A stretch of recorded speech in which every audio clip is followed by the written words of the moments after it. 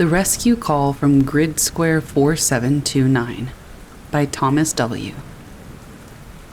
I worked for His Majesty's Coast Guard at the Coordination Centre in Aberdeen, Scotland for 9 years.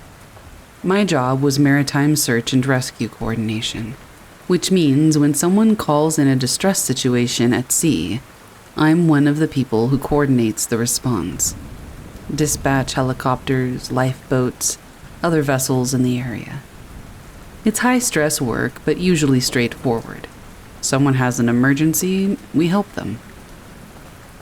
In February of 2021, we received a distress call that didn't follow any normal pattern. It came in around 3 a.m. on a Tuesday, VHF radio channel 16, standard emergency frequency. It was a male voice, Scottish accent. Said his fishing vessel was taking on water approximately 100 miles north of Aberdeen in Grid Square 4729. He gave his vessel name as the Morriglin, said that he had 3 crew aboard including himself, and requested immediate assistance. I logged the call and started standard procedures. I asked for his exact position, nature of the emergency, whether they had life rafts ready. The voice responded with coordinates that placed him in the location he'd indicated, said they'd hit something, possibly a submerged container, had hull damage below the waterline. Pumps weren't keeping up with the flooding. Seas were running about 3 meters, wind 25 knots from the northeast. I checked the weather data for that area. His description matched current conditions exactly. I requested his MMSI number. That's the Maritime Mobile Service Identity, a 9-digit number that every vessel is supposed to have for identification. He read off a number. I entered it into our system and got no result. Tried again. Same thing. The MMSI he gave me was not registered to any vessel. I asked him to verify the number. He repeated it. Same digits. I told him we weren't showing that registration and asked for an alternate identifier. He gave me what he said was the vessel's official number. I ran that through the UK ship register database. Nothing. The Morriglin didn't exist according to our records. While this was happening, I had already dispatched a search and rescue helicopter from RAF Lossiemouth and alerted a nearby offshore supply vessel to divert to the coordinates. The voice on the radio was calm, but I could hear strain underneath it. He knew his situation was deteriorating. I asked how many people were aboard. He said 3. He gave me their names. James Morrison, skipper, David Morrison, his brother, and Colin Fraser, crew. Ages 52, 49, and 31 respectively. I wrote everything down. He said the boat was listing heavily to starboard now. Maybe 30 degrees. Water was in the engine room. They were preparing to abandon to the life raft. The helicopter reached the coordinates 18 minutes after the initial call. Pilot reported no vessel visible, no life raft, no emergency beacon signal, no radar contact. Weather conditions were as described. They conducted a square search pattern around the given position for 40 minutes and found nothing. The supply vessel arrived 20 minutes after the helicopter. Same result. Empty ocean. They stayed on scene for another hour, doing an expanded search. No debris, no oil slick, no evidence of any vessel in distress. During this time, the radio had gone silent. The voice had stopped transmitting about 2 minutes before the helicopter arrived on scene. I tried raising him multiple times, but no response. I filed a full incident report and started doing research. I checked historical records for any vessel named Morriglin operating out of Scottish ports. I I found one result. A fishing trawler, registered in Fraserburgh, built 1967, owned and operated by the Morrison family. The vessel was lost with all hands in October 1985, in almost the exact same location as the coordinates from our distress call. 3 men died when the Morriglin sank. James Morrison, age 52, skipper. David Morrison, age 49, and Colin Fraser, age 31. The official investigation determined that they'd likely hit a submerged object, sustained hull damage, and went down before they could transmit a distress call. No mayday was ever received. The wreck was never located.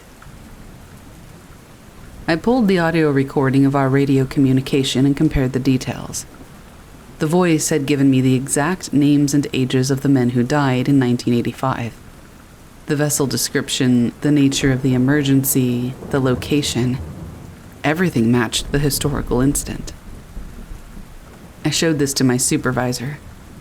He listened to the recording, read the historical report, and told me not to include the identity information in my incident file. Said it was probably somebody playing a sick prank, using the old tragedy for some kind of hoax. But he couldn't explain how they knew the precise location where the original Morriglin went down. That information wasn't in the public investigation report. The coordinates were only in internal Coast Guard records from 1985. The helicopter crew and the supply vessel both confirmed there was nothing at that location. No vessel, no people, no debris. The weather conditions were exactly as described by the voice on the radio, but there was no emergency in progress. 3 months later, same grid square, same approximate coordinates, we got another distress call. It was the same voice and vessel name and situation.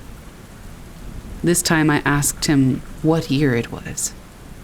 He said 1985, October 15th, 1985. I asked him to repeat that. He did, his voice starting to show panic, asking why that mattered when his boat was sinking. The radio cut out. Aircraft and vessels found nothing. It's happened 4 more times since then. Always the same grid square. Always between October and February. Always the same voice calling for help. The same names, vessel, and emergency. Different operators have taken the calls. We all hear the same thing. We dispatch resources every time because you have to. You can't ignore a distress call, even if you think you know how it's going to turn out. The last call was 3 weeks ago. I wasn't working that shift, but I read the report. Same pattern. We've stopped trying to explain it. There's a note in our system now flagged to that grid square. When calls come from that location identifying as the Morriglin, we respond, but we don't expect to find anything.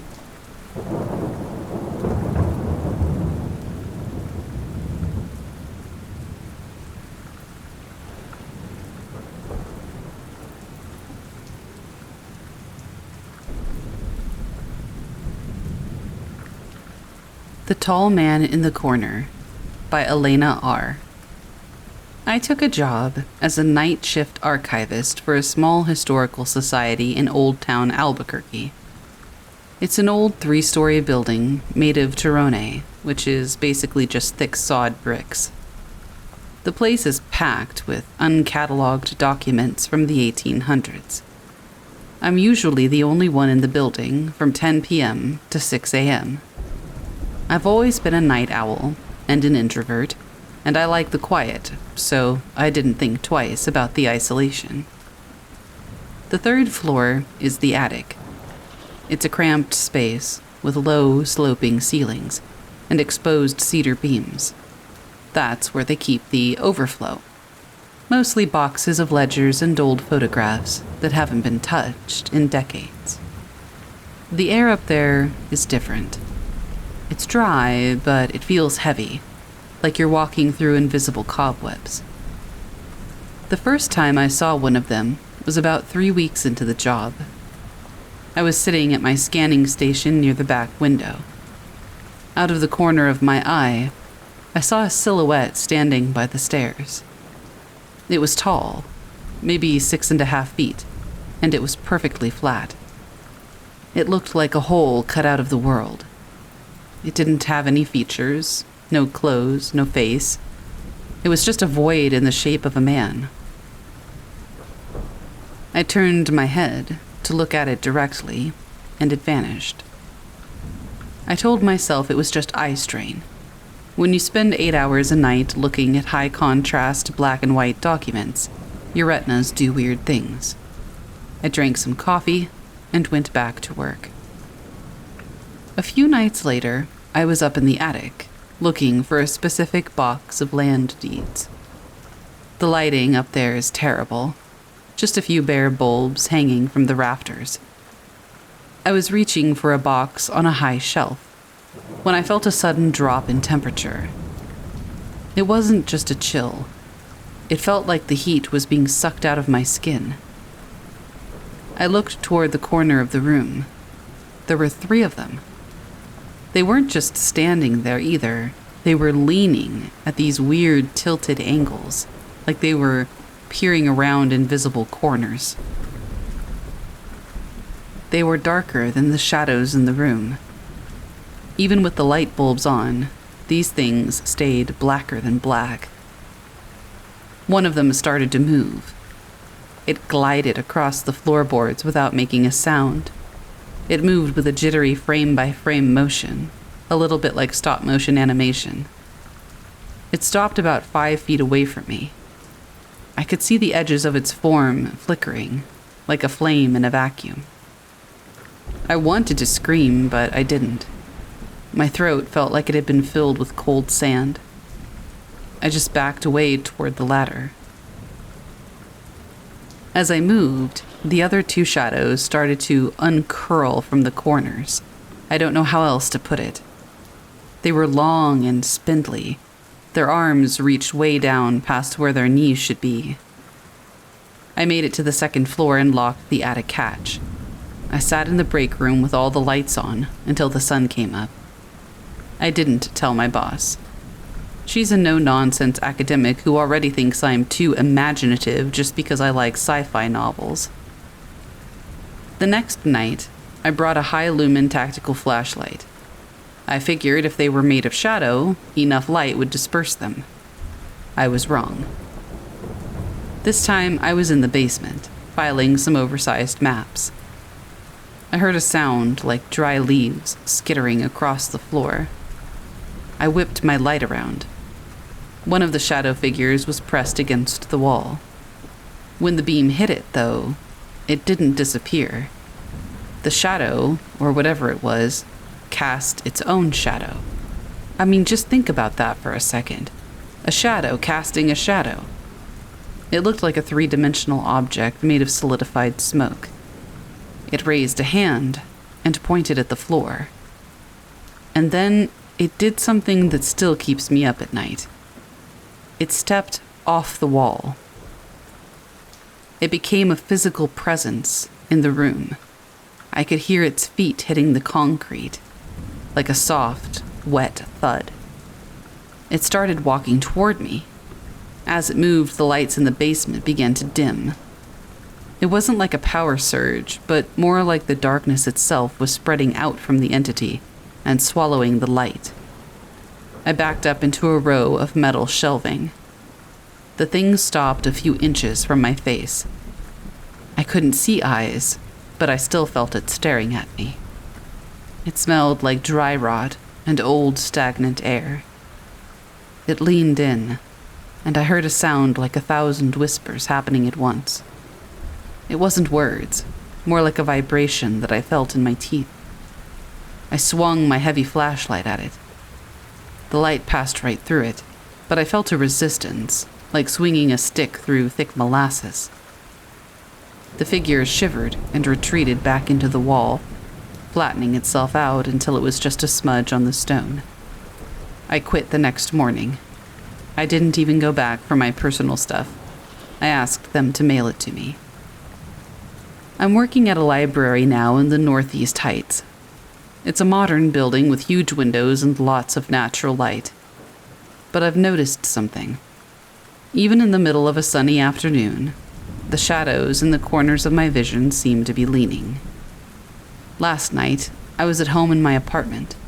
I was brushing my teeth and I looked at the shadow I cast on the shower curtain. My shadow didn't move when I did. It stayed perfectly still for 3 seconds after I brushed my hair back, and then it slowly raised its hand and pointed toward the front door. I've started sleeping with the lights on, but it doesn't help. The shadows just get sharper. I think once you notice them, they notice you back. You know, like that old saying, I can't remember who said it, but when you look into the void looks back at you. Maybe it's abyss. I don't know. You probably know the one. Anyway, it's like a door opens in your brain, and you can't shut it. I saw an old man sitting on a bench today in Nob Hill, and his shadow was a head taller than he was, and it had 6 fingers. He didn't seem to notice. I'm thinking about moving to Arizona, somewhere with even more sun, but I have a feeling the desert is just full of these things. They've been here longer than the buildings, longer than the bricks, maybe longer than the mountains. They're just part of the architecture of the place. And maybe if you never notice them, you never notice them. Maybe you can just blissfully go about your business. But something tells me I don't have that luxury anymore.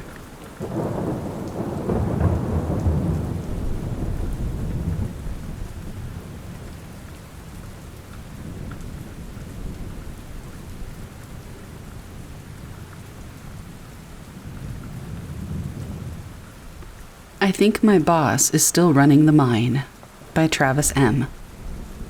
I've been working security at the Copper Queen mine in Bisbee for about 3 years now. It's not the original mine entrance, but one of the old service tunnels they keep locked up. My job is pretty straightforward. Make sure nobody breaks in to steal copper wiring or mess with the equipment they've got stored down there. It's a graveyard shift gig, which suits me fine since I'm naturally a night person anyway. The mine closed for good in 1975, but the company that owns the land uses some of the tunnels for storage. Tools, mostly. Some geological survey equipment. Nothing valuable enough to really worry about, but insurance requires someone on site. I do rounds every 2 hours. Check the locks, make sure everything's where it should be. About 8 months ago, I started hearing somebody walking around during my midnight round. Footsteps on gravel, echoing off the tunnel walls in that specific way sound carries underground. The first few times I figured it was just settling noises or my own steps bouncing back weird. Mines do that. But these were rhythmic, steady. Someone walking with purpose. I'd stop moving and the footsteps would continue for a few seconds, then stop.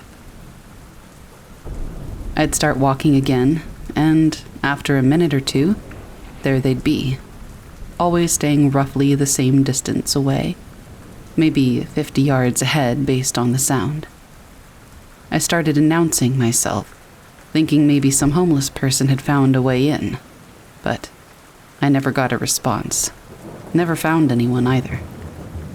The thing that bothered me the most was how the footsteps sounded like work boots on loose rock. That very specific crunch and scrape. I wear running shoes because they're quieter and more comfortable for walking on concrete. These sounded like the old steel-toed boots miners used to wear. I reported it to my supervisor, who came down one night to check it out with me. We didn't hear anything the whole shift. He gave me this look like maybe I was making excuses to leave early or something. I dropped it after that. But the footsteps kept happening, almost every shift. I started recognizing a pattern to them, they'd start up at about 11:45 p.m., continue through my midnight round, and then stop completely by 2 a.m., like somebody was keeping to a schedule. Then one night in March, I'm doing my round and I see a light up ahead. Not a flashlight beam. This was like an old carbide lamp. That yellow-orange glow they gave off. It was bobbing along at head height, moving away from me down the tunnel toward the old shaft entrance.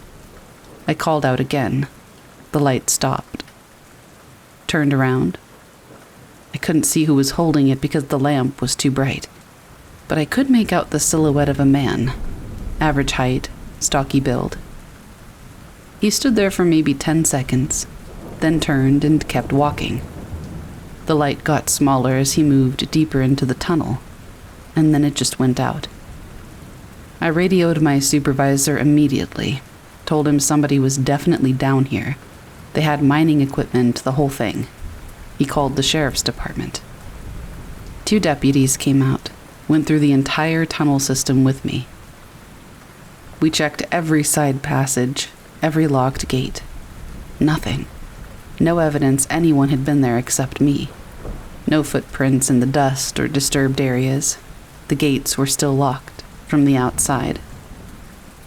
One of the deputies mentioned that a foreman named Bill Hutchins died in a cave-in in that section back in 1962.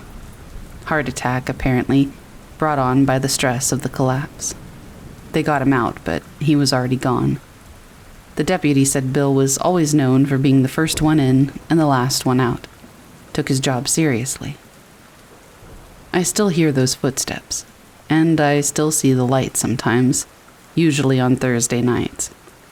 I looked it up, and Thursday was payday back when the mine was running. Bill would have been down there late on Thursdays, finishing up the weekly reports. I haven't reported it again. I just do my rounds, and let whoever it is do theirs.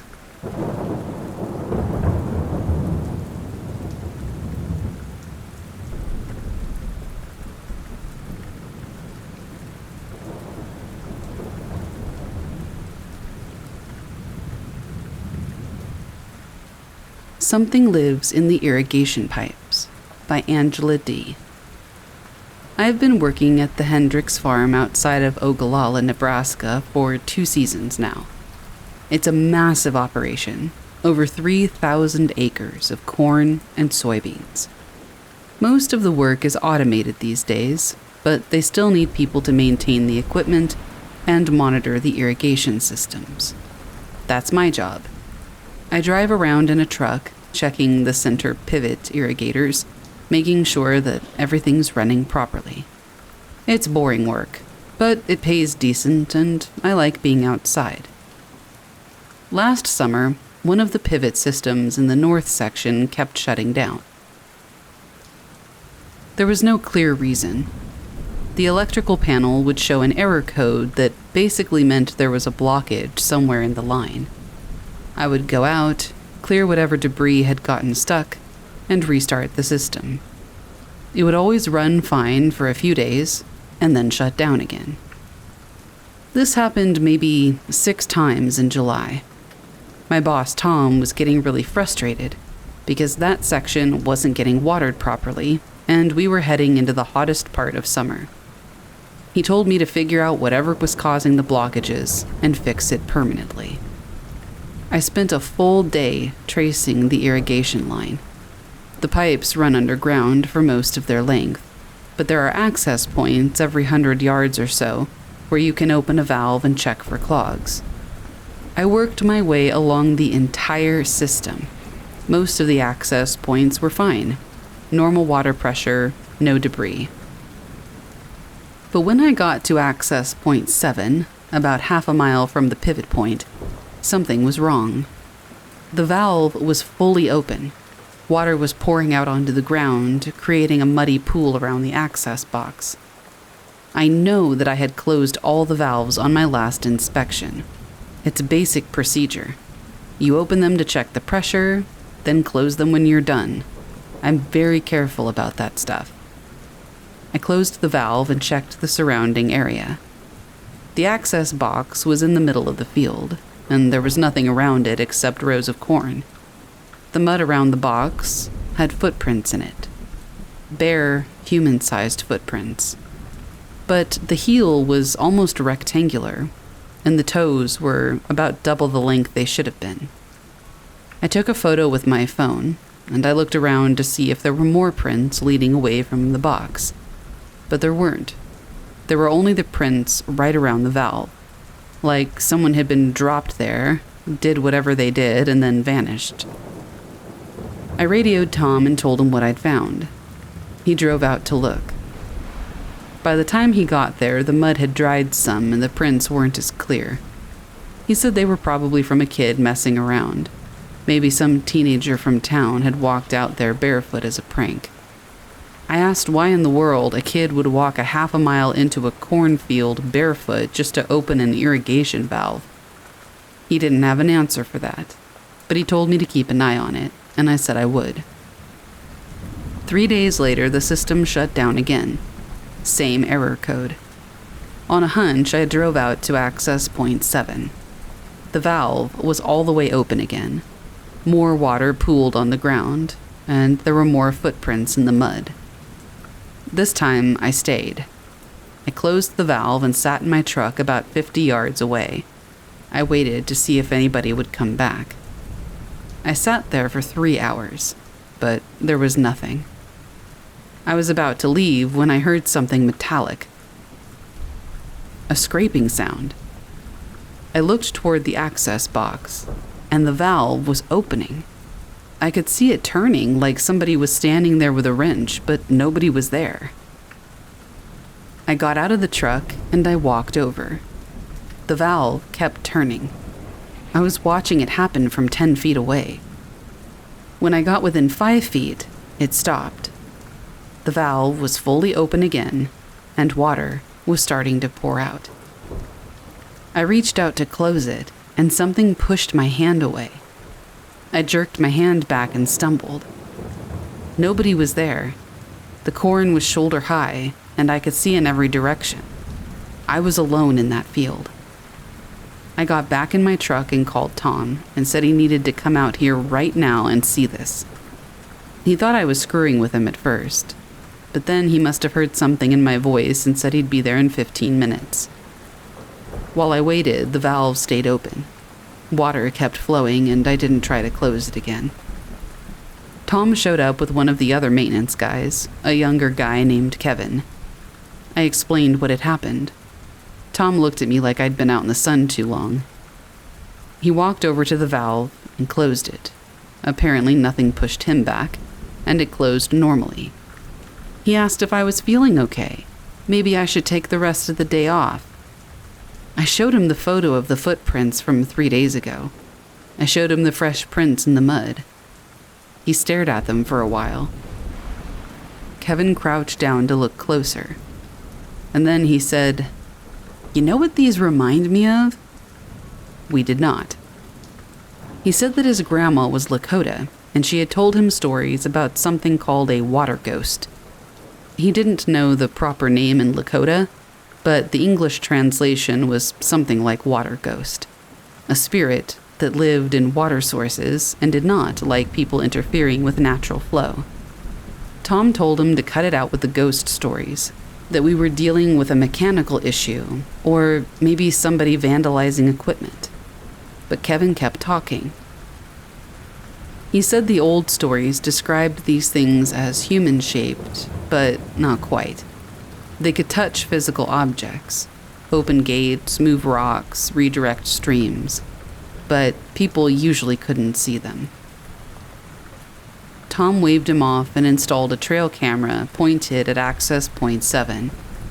He said if someone was coming out here to mess with the valve, we would catch them on video, and then we wouldn't have to worry about, quote, "these damn water ghosts of yours." The system shut down 4 more times over the next 2 weeks. Every time the valve at point 7 was open. Every time there were footprints. But the trail camera never caught a thing. There was never a person or an animal or anything. just footage of the valve opening by itself in the middle of the night. Tom finally gave up and had that section of pipe rerouted. Cost the farm about $15,000, but it did solve the problem. The new line runs a different path, and we haven't had any issues since. Sometimes I still have to go out past the old access point. The valve has been removed and the pipe's been capped, obviously, but there's always water pooled around it, even when it hasn't rained, even in the middle of drought. And sometimes when I drive by at dusk, I think I see a shadow of something standing there, just standing by the capped pipe, like it's waiting for the water to flow again. I just keep driving. Tom doesn't want to talk about what happened. Kevin quit at the end of last season. Said he didn't feel comfortable working that section of the farm. I'm finishing out this contract, and then I'm done too. There are plenty of farms that need irrigation technicians. There are plenty of farms where equipment works normally and valves don't open by themselves. Whatever's out there in the north section, it can have it.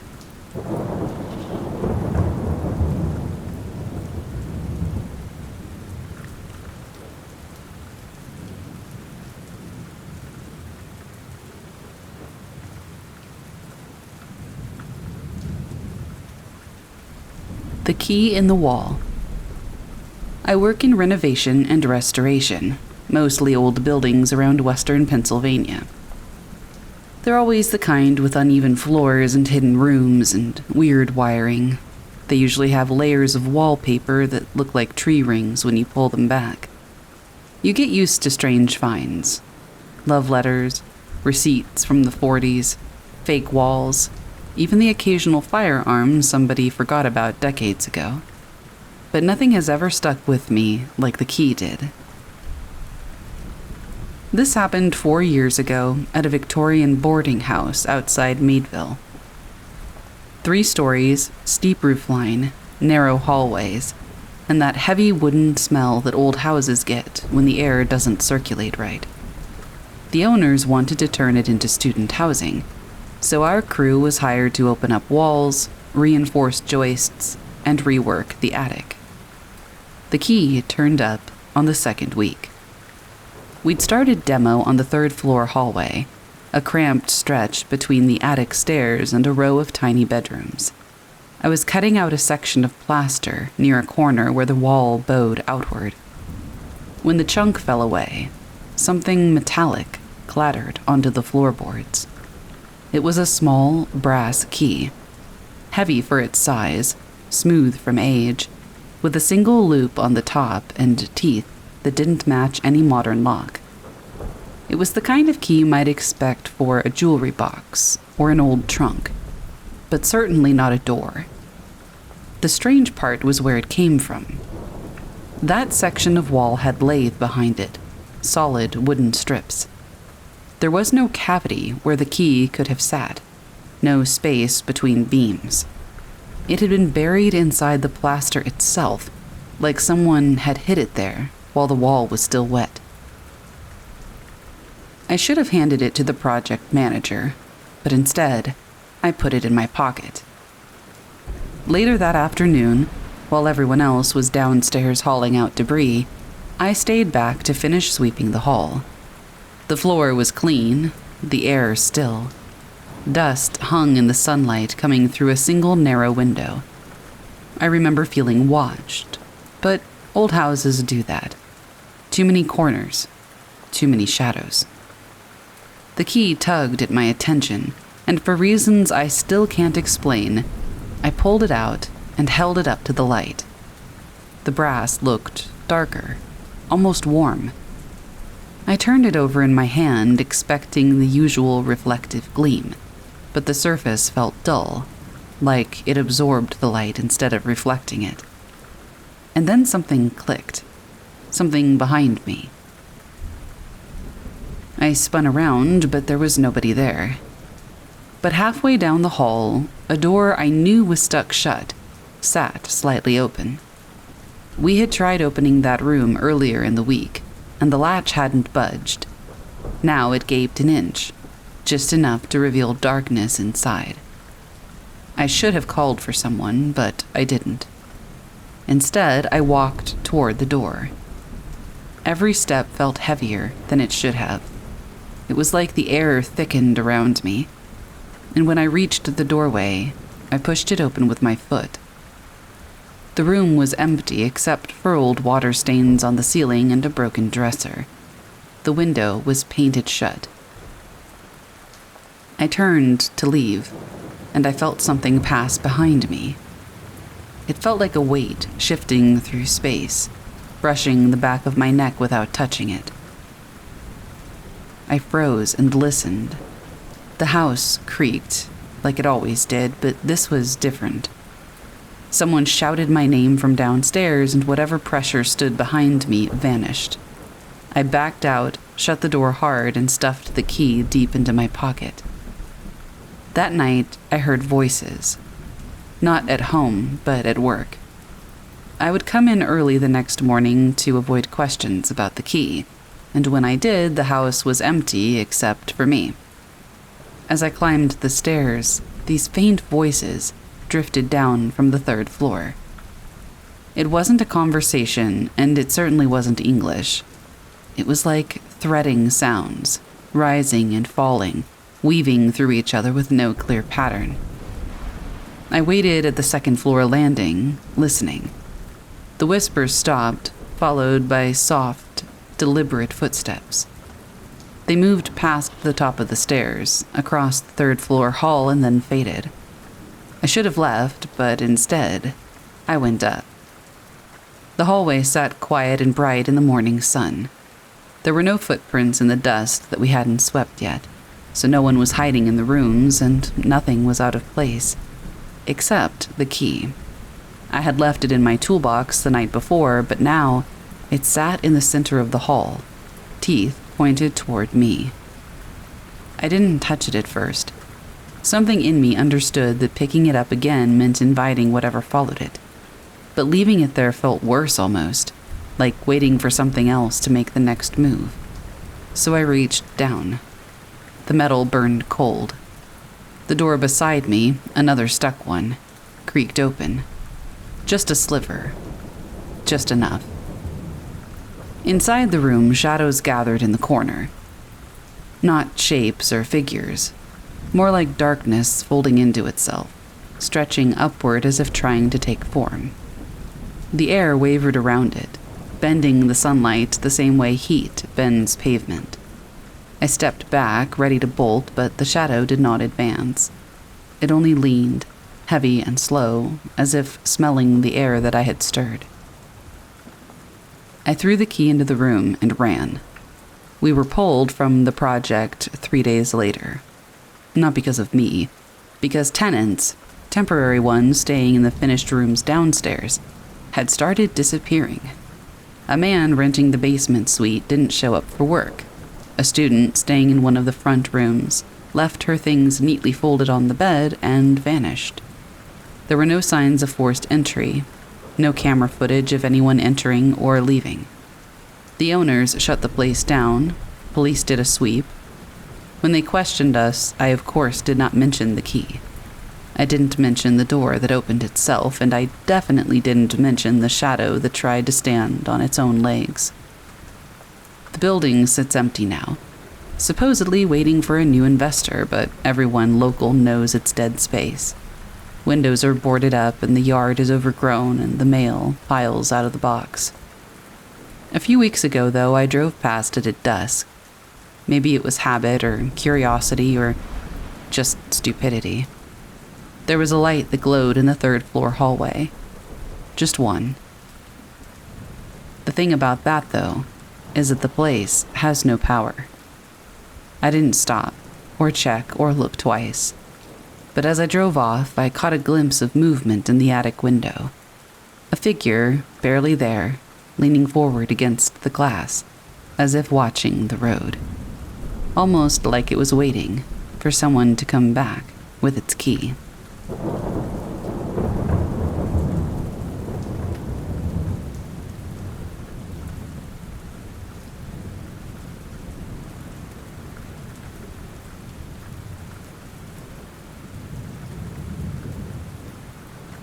Last Call After Last Call by Juliet P.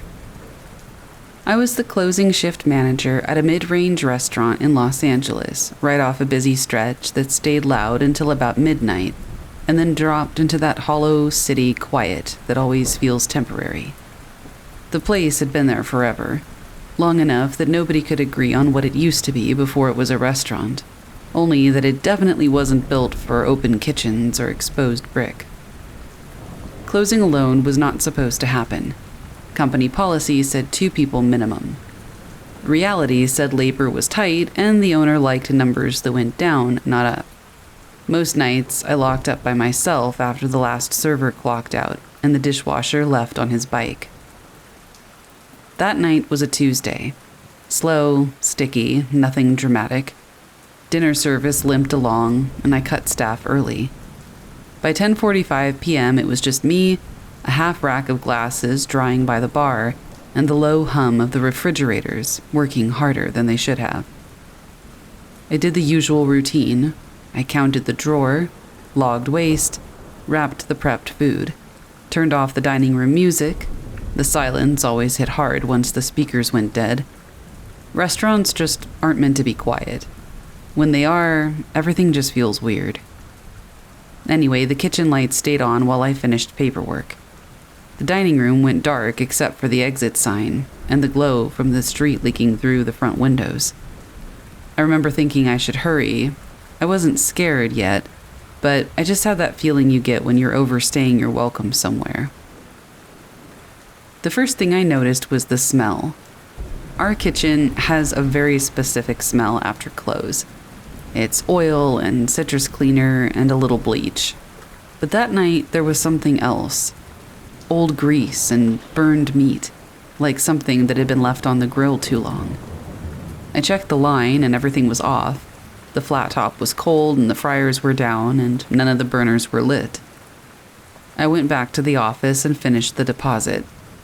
And that's when I heard the ticket printer. One sharp chirp. The paper was feeding. I froze for a second and then told myself it was just a glitch. Those printers were temperamental after all. I walked back out to the expo line. There was a ticket hanging there.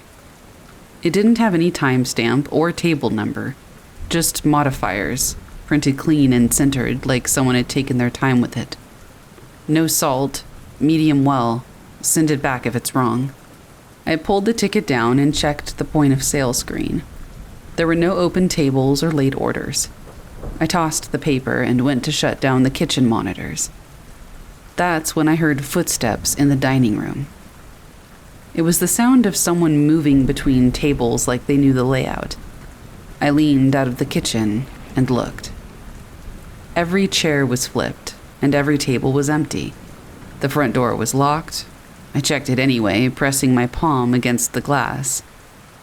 I told myself that the building was just settling and that old places make noise and all that crap you tell yourself. Los Angeles is full of old places, pretending not to be. When I went back to the bar to shut down the last register, one of the bar stools was upright. I was sure I had flipped them all. I stood there longer than I needed to, trying to remember if somehow I'd missed one. I flipped it onto the bar and kept moving. The radio in the kitchen turned on by itself while I was mopping. Low volume, static, and then a station that played classic rock that we never used. The song sounded warped, like it was coming through water. I didn't recognize it. I unplugged the radio and left it sitting on the prep table, cord coiled neatly, just to be sure. The walk-in slammed shut behind me when I was grabbing the last trash bag. That door never closed on its own. The hinge was bad and needed a hard shove. I stood inside the walk-in longer than necessary. I was listening to the fans kick on and off and counting my breaths, like that might anchor me. When I came back out, the radio was playing again, but it was even louder. I didn't unplug it. I turned it off at the dial and left it that way. I finished mopping fast and skipped spots and didn't really care. I just wanted to get the alarm set and leave. As I was walking to the dining room for a final check, I saw movement in the reflection of the front windows. Someone was behind the bar. There was a shape where I had just been standing. I spun around, but as you might expect, there was nothing there.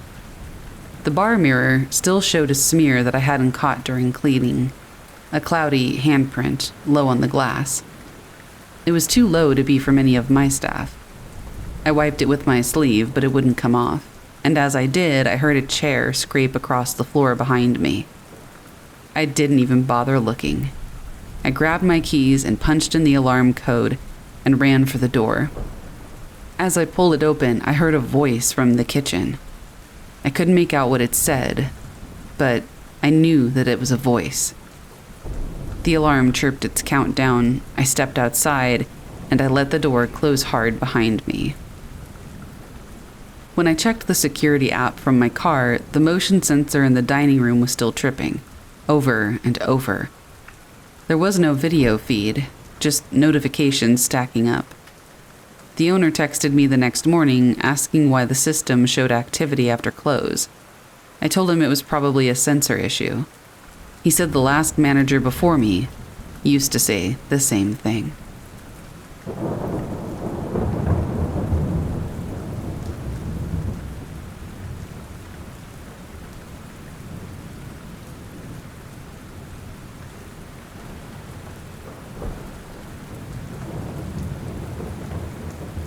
The last ferry across Bayou Noir. I used to run a ferry across Bayou Noir. It wasn't much, just a flatboat with room for 2 cars and an old diesel winch and a lantern that swung from a crooked post. The parish paid me a small check each month, and the locals paid a couple bucks a ride. It was steady work, and for 20 years I thought I knew every ripple of that black water.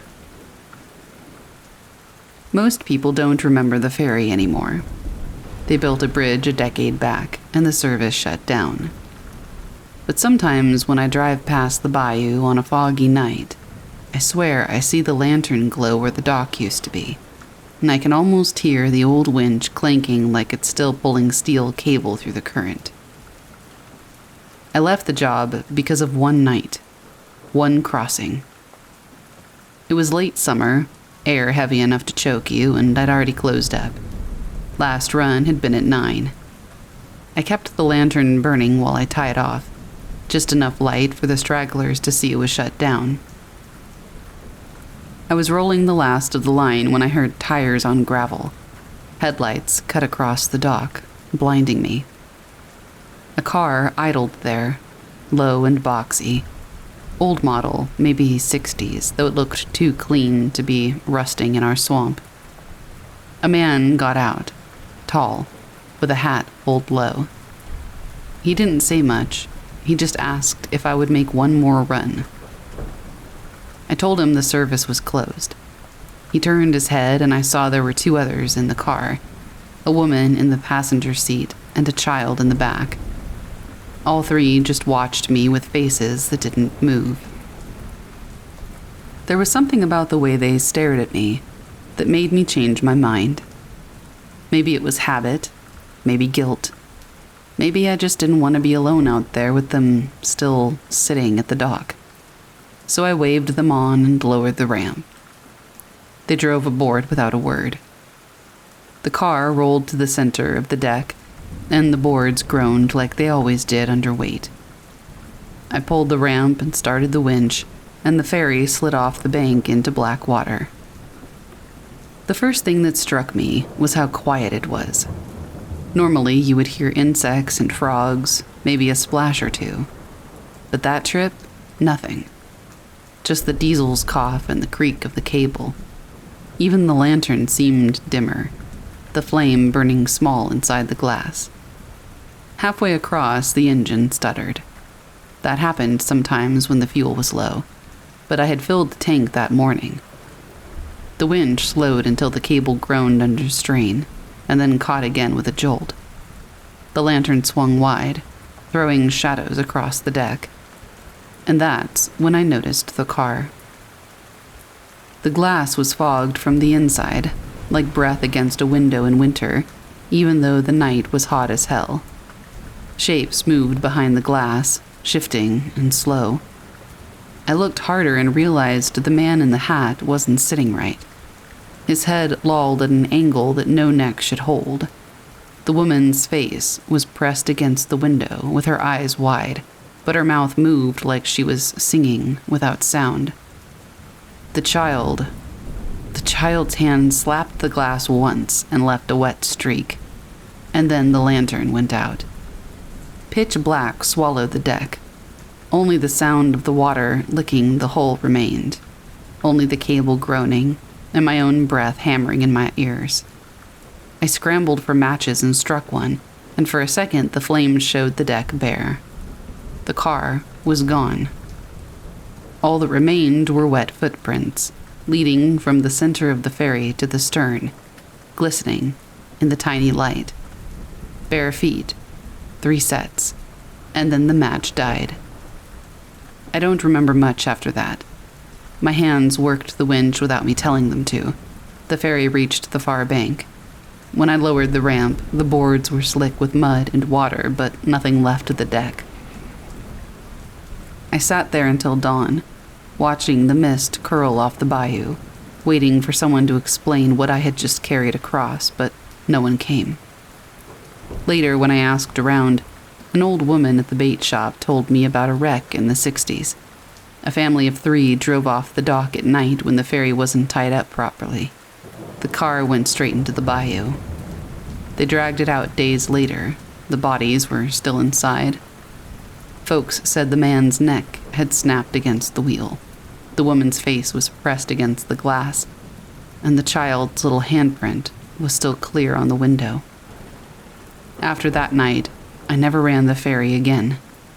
I told the parish I was done, let them find someone else until the bridge got built. But I'll tell you this. If you drive past Bayou Noir on a moonless night, stop and listen.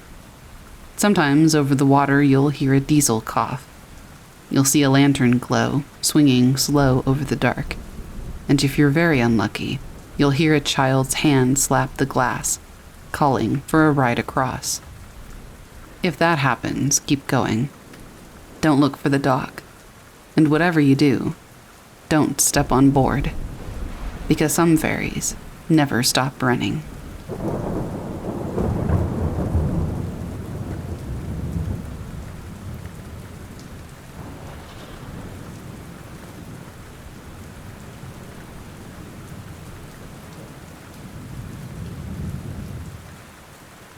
What We Found in the Sargasso Sea by Vincent R.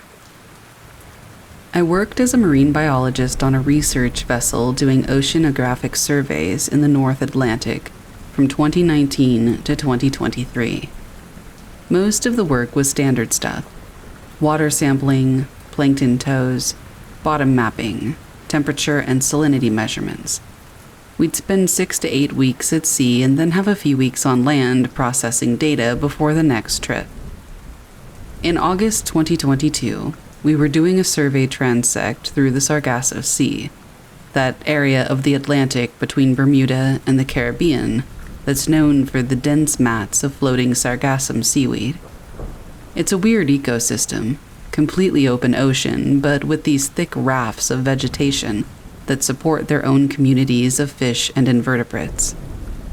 The area has a reputation for odd occurrences, partly because of the Bermuda Triangle mythology, but mostly it's just an unusual marine environment that people don't understand all that well. We were about 200 miles east of Bermuda, working in water roughly 4,000 meters deep. The sargassum coverage was particularly heavy that week. Thick golden brown mats stretching for miles, some of them several feet deep. We were doing a nighttime plankton tow around 11 p.m. when our nets pulled up something that we couldn't identify. The procedure for plankton tows is very straightforward. You drag a fine mesh net behind the boat at a specific depth for a set amount of time, and then you haul it up and wash the contents into collection jars. Mostly you get zooplankton, some crustaceans, larval fish, jellyfish, that kind of thing. Sometimes you get larger specimens if they happen to be in the path of the net. When we hauled up this particular tow, there was something large thrashing in the cod end of the net. The mesh was bulging, and we could see movement through it. I figured we had caught a small shark or a mahi-mahi that had been feeding near the surface. We got the net onto the deck and opened it carefully. What came out looked at first like a human hand. It was about the size of an adult hand with 5 digits and what looked to be an opposable thumb. But the skin was translucent, pale blue-white, and the fingers were webbed halfway up with thin membranes. The bones were visible through the skin. It was attached to an arm, maybe 8 inches long, that ended in torn tissue like it had been ripped off of something larger. The thing was still moving. The fingers were flexing, grasping at air. I have worked with a lot of marine specimens, and nothing moves like that once it's been separated from its body. My colleague Anna grabbed a sample container and we got the specimen into it. The movement continued for another few minutes, and then gradually it stopped. We put it in cold storage and continued working, but everyone on deck was shaken. Nobody wanted to say what we were all thinking. The next morning, our chief scientist examined it properly. We'll call him Dr. Reeves. He confirmed it was biological, definitely organic tissue. The cellular structure, under microscopy, showed complexity similar to vertebrate anatomy. The webbing between the fingers had capillaries running through it. The bones in the hand had joints and articulation points, consistent with a grasping appendage designed for fine motor control. But the proportions were wrong for any known species.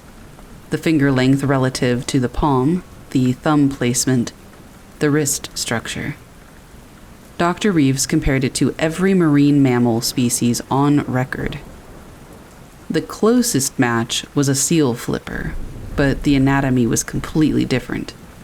This had individual fingers with independent movement capability, nails at the tip of each digit, dermal ridges on the palm similar to human fingerprints. We took tissue samples for genetic analysis and preserved the specimen in formalin. That night, we did another plankton tow in the same area. This time, we caught 3 more fragments, 2 more hands, both left hands this time, and what appeared to be part of a foot. The same translucent skin, the same bone structure visible through the tissue. The foot fragment had 6 toes. Dr. Reeves decided to do a deep tow, dragging nets at 200 meters instead of surface level. We ran it for 6 hours overnight. When we hauled the nets up at dawn, they were shredded.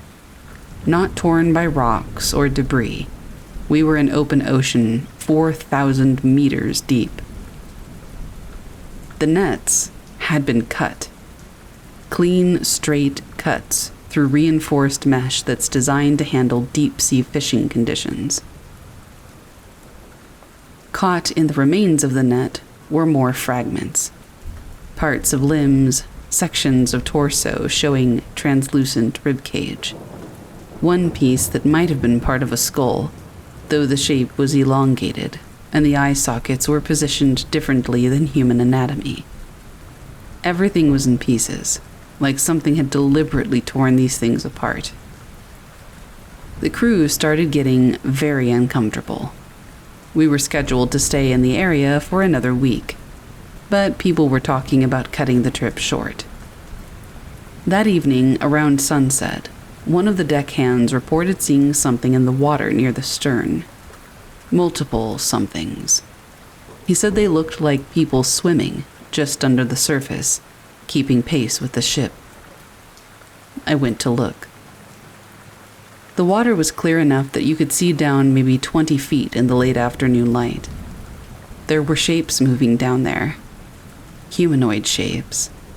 elongated bodies, limbs that moved with a swimming motion, heads that turned to look up at the ship. I counted at least 8 of them. They stayed with us for maybe 10 minutes, then dove deeper and disappeared. 3 other crew members saw them. We tried to get video, but by the time anyone grabbed a camera, they were gone. Dr. Reeves dismissed it as dolphins, or pilot whales, said the light conditions were creating visual distortions.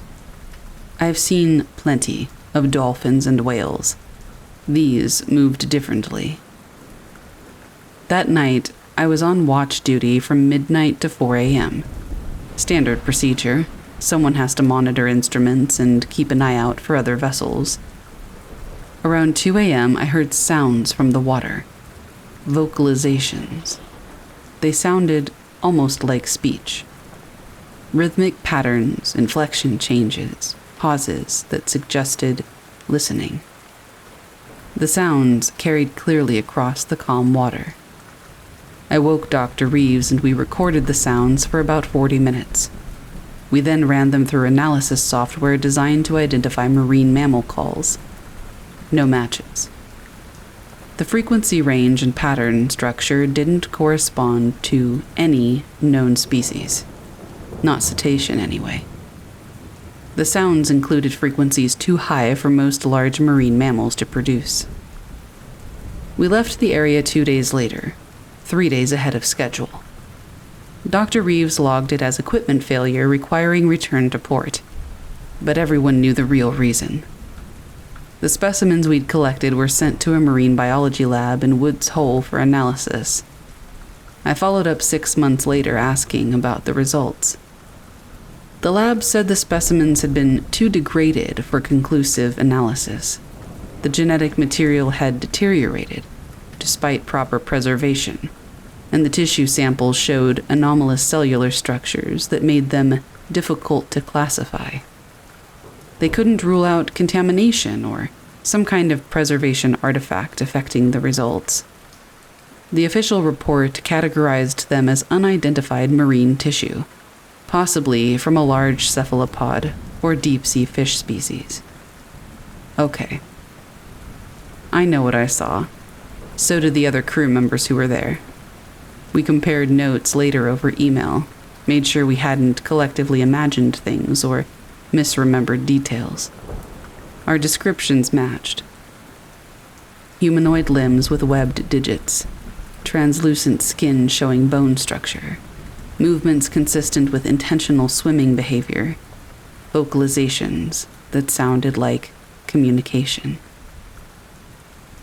I left the research program 8 months after that trip. I just couldn't shake the feeling that we had found something we weren't supposed to find. Sargasso Sea covers about 2 million square miles of open ocean. Most of it has never been thoroughly surveyed. The deep water below those sargassum mats is largely unexplored.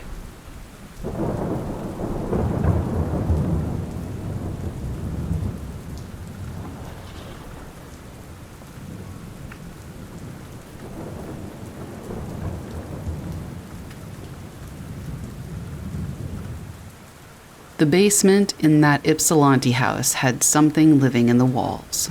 By Keith W. I do HVAC work in the Ann Arbor and Ypsilanti area in Michigan.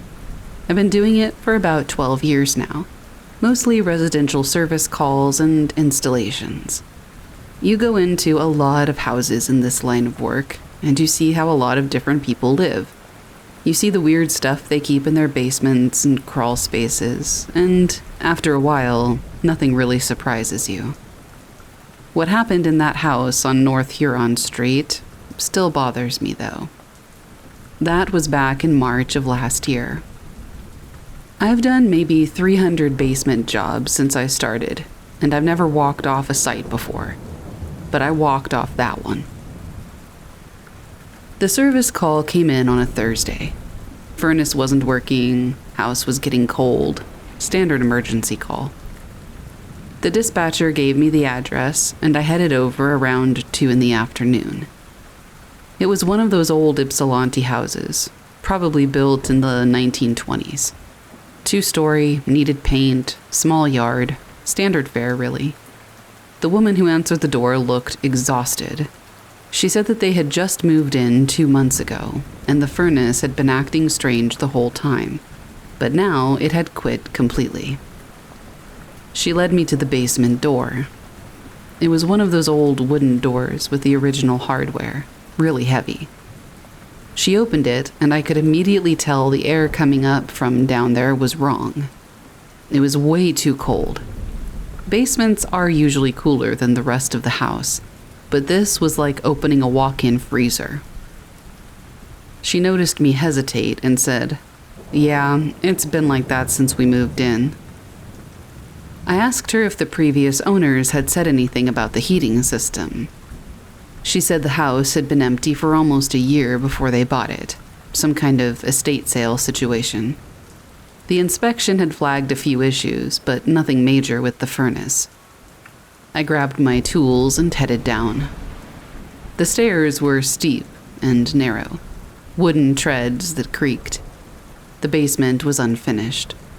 Concrete floor, stone foundation walls, exposed joists overhead. There was a single bulb hanging in the middle of the space. It was one of those pull chain fixtures. I pulled it, and the light came on, but it was pretty weak. 40 watts, maybe. The furnace was against the far wall. I could see it was old, probably original to the house. I walked over and started my inspection. And that's when I noticed the scratching sounds. Very faint, coming from inside the foundation walls. They were rhythmic, kind of like something was moving around.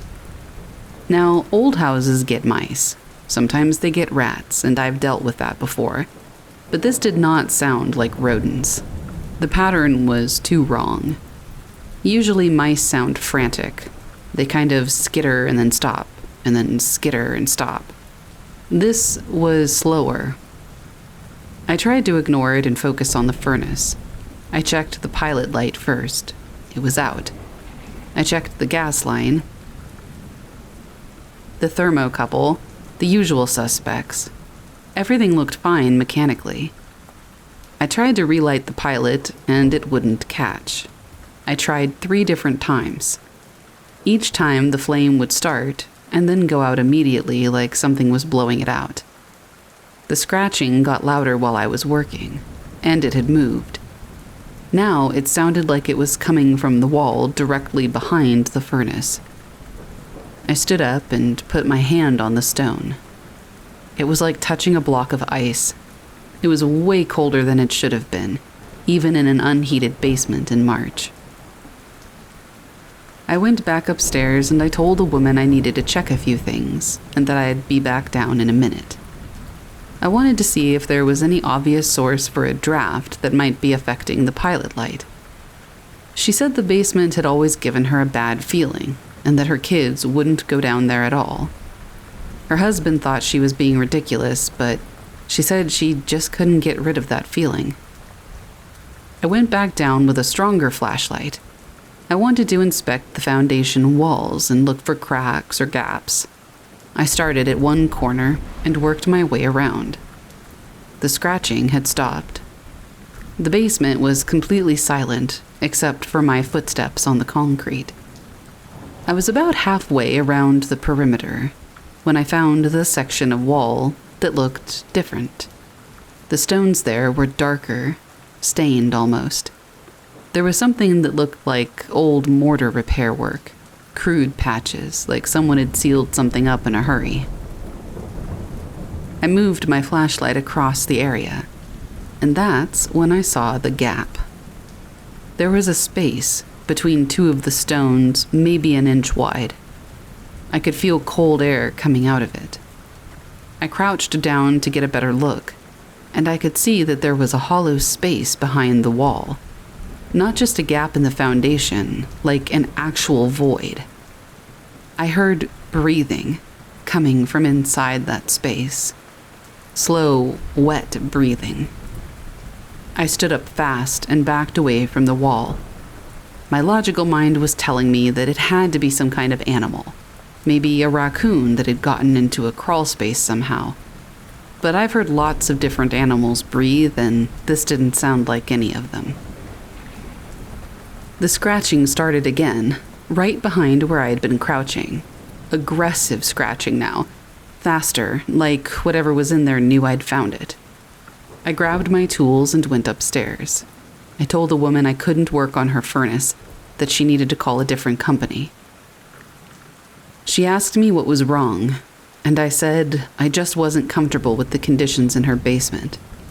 She started to ask more questions, but I was already halfway to the door. I sat in my truck for a few minutes before I left. I called my supervisor and told him I'd walked off the job and that he needed to send someone else. He wasn't happy about it, but he didn't push it. He knows I don't do that kind of thing without a good reason. Like I said, I never had before this. I drove past that house about a month later, and there was a for sale sign in the yard. I wasn't exactly surprised. I thought about calling the woman and asking if anything else had happened, but I decided against it. It wasn't really my business, and I didn't want to know.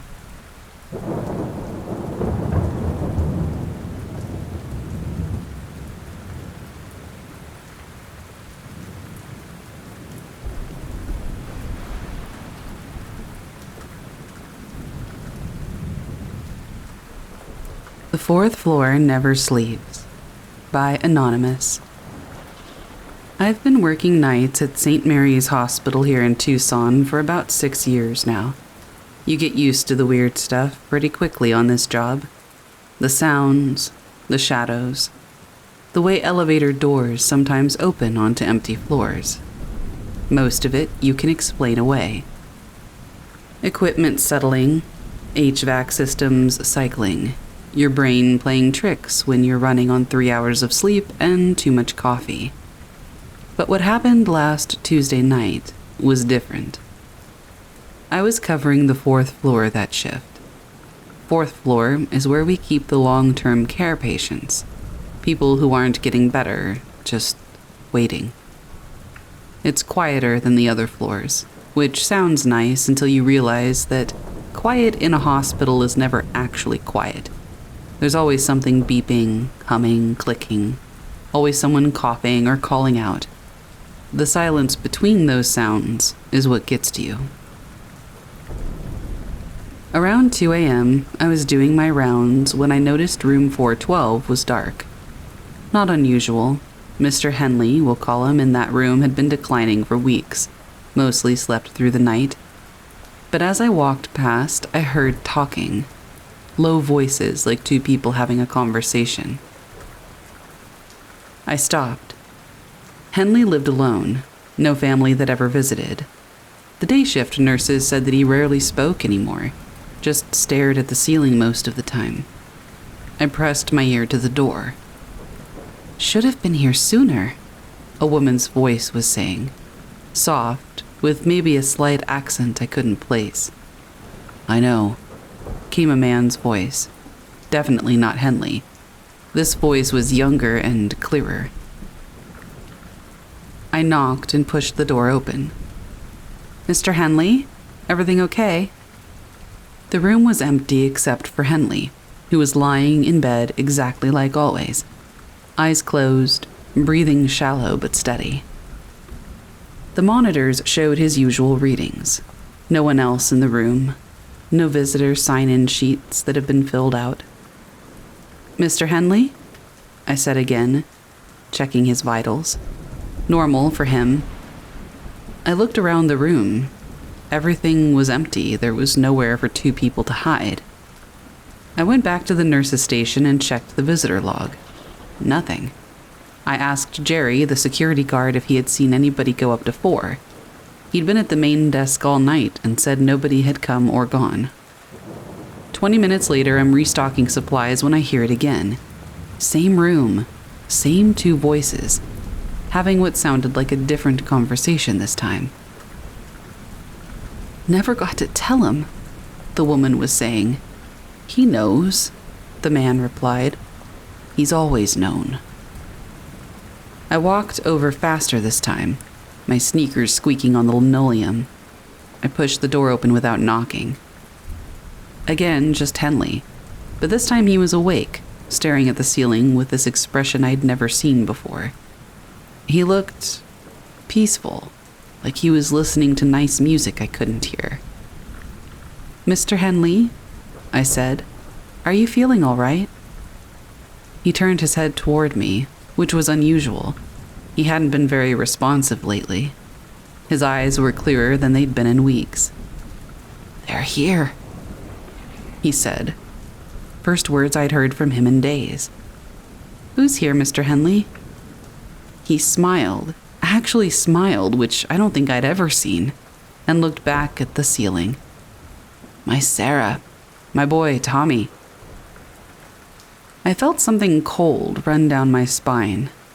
I'd read his chart when he was admitted months ago. His wife had died in a car accident 15 years back, and his son had died in Afghanistan years prior. He had no living relatives. "Mr. Henley, I don't see anyone in the room." "Oh, they're waiting for me," he said, still smiling. "Sarah says it's time." I stayed with him for a few more minutes, but he didn't say anything else. He just kept looking up at the ceiling like he was watching a movie I couldn't see. His vitals were stable, so I left him alone. The rest of my shift was normal. No more voices from 412. When I checked on Henley around 5 a.m., he was sleeping peacefully. I mentioned it to the day shift nurse when she came in, Maria. She's been at St. Mary's longer than anyone and knows all the stories. When I told her about the voices, she got this look. "Room 412, she said. "Well, that's where Mrs. Patterson died last month. She kept talking about her husband coming to visit her the night before she passed, and, he's been dead for 3 years. I asked her if she'd ever heard unexplained voices in that room. "Honey, I've been working here for 22 years. 4th floor has always been active, especially when someone's getting ready to go. Family comes back for them, I think, even if they've been gone a while." That afternoon, I got a call from the hospital. Mr. Henley had passed around 2 p.m. Peaceful, they said, went in his sleep. I wasn't scheduled to work that night, but I kept thinking about what Maria had said, about family coming back. I'd never really believed in all that stuff before, but those voices I heard were real. I heard them clear as day, having conversations that made perfect sense if you assumed they were talking to someone who was dying. The thing that gets me is Henley's expression when he said they were here. He looked happier than I'd ever seen him, not scared or confused like patients usually are when they're hallucinating. He looked like someone who'd been waiting alone for a very long time and finally wasn't anymore. I don't know what I believe about ghosts or the afterlife or any of that, but I know what I heard, and I know Henley wasn't talking to himself or having some kind of episode.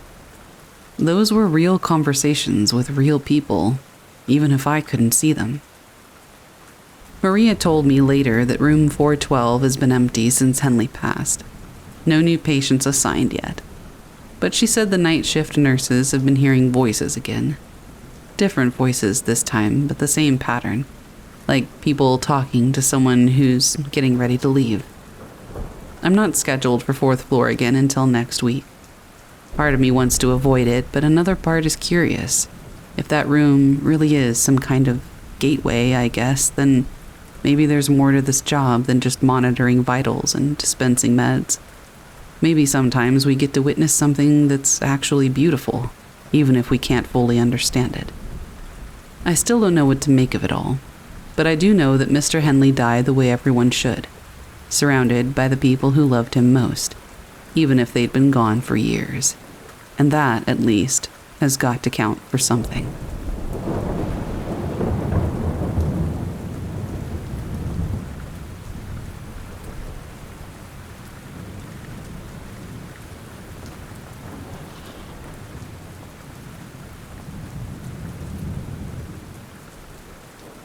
The Cabin in the Corridor by Becca J. I just got back from a 5-day bachelorette cruise through the Bahamas, and while my friends are all posting photos of sunset mojitos, I've been sitting in my apartment with the lights on, trying to figure out how to explain why I'm never getting on a ship again. We were on one of those massive floating cities, 15 decks, 3,000 passengers, and miles of identical windowless hallways.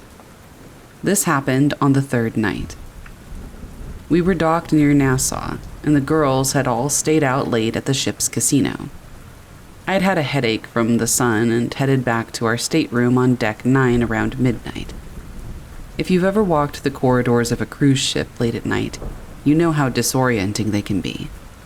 The carpet has the same swirling pattern for 500 feet. The doors are all the same shade of off-white, and the hum of the engine creates this vibration you can feel in your teeth. I was halfway down the long hallway of the port side when I saw one of the cabin stewards. At least, that's what I thought he was. He was wearing the standard-issue white vest and black trousers. He was standing outside a door about 30 feet ahead of me, holding a silver tray. I assumed he was delivering late-night room service. I kept walking, looking down at my key card, when I noticed the sound of his movements, or rather the lack of them. His shoes were hitting the carpeted floor, but there was no thud. Instead, every time his foot touched the ground, I heard the sound of, like a soda can being crushed. It was a sharp, metallic crackle crunch that didn't match the environment at all. I slowed down. "Hey," I said. "Do you know if the ice machine on this level is working?" The steward didn't turn around. He stayed, facing the door. He raised his hand to knock, but his arm didn't bend at the elbow. The entire limb moved as one solid piece, like the arm of a plastic mannequin that only had a shoulder joint. When his knuckles hit the wood, the sound that came out wasn't a knock. It was the sound of a woman laughing. It was a perfect recorded snippet of a high-pitched, bubbly laugh. It lasted exactly 2 seconds, cut off abruptly, and then played again. I stopped dead in my tracks. "Are you okay?" I asked. The steward's head didn't turn. It sheared. The top half of his head, from the nose up, slid 2 inches to the left, while the bottom stayed put. And then the bottom half snapped to catch up. He was now facing me, but his face looked like a low-resolution photograph that had been badly photoshopped. His eyes were just flat, dark smudges. His mouth was a static, unmoving curve. But the tray he was holding was not metal. It was made of the same pale, fleshy material as his hands. The silver thing on it was actually a growth of gray, porous skin shaped like a dome. He opened his mouth, and the sound of my own voice came out. "Do you know if the ice machine on this level is working?" It was a perfect copy. It even had the slight congestion I'd had all day from my allergies. But as he spoke, the hallway around him began to jitter. The walls looked like they were vibrating in and out of focus. The cabin door he was standing next to started to melt into the carpet, the white wood turning into a gray, liquid-looking substance. The steward, or whatever it was, stepped toward me. He slid across the carpet without moving his legs, and then he began to change. The white vest started to bleed into his skin. The black trousers turned into long, spindly legs that looked like charred wood. He grew taller, and his head scraped against the low ceiling of the corridor. The laugh recording started to play faster and faster, overlapping with itself until it sounded like a swarm of cicadas. "Ice machine, working, working, working." I turned and ran back toward the elevator lobby. I didn't care about the stairs, I just needed to get to a place with people. As I ran, I passed another steward coming out of a service closet, and I nearly tackled him.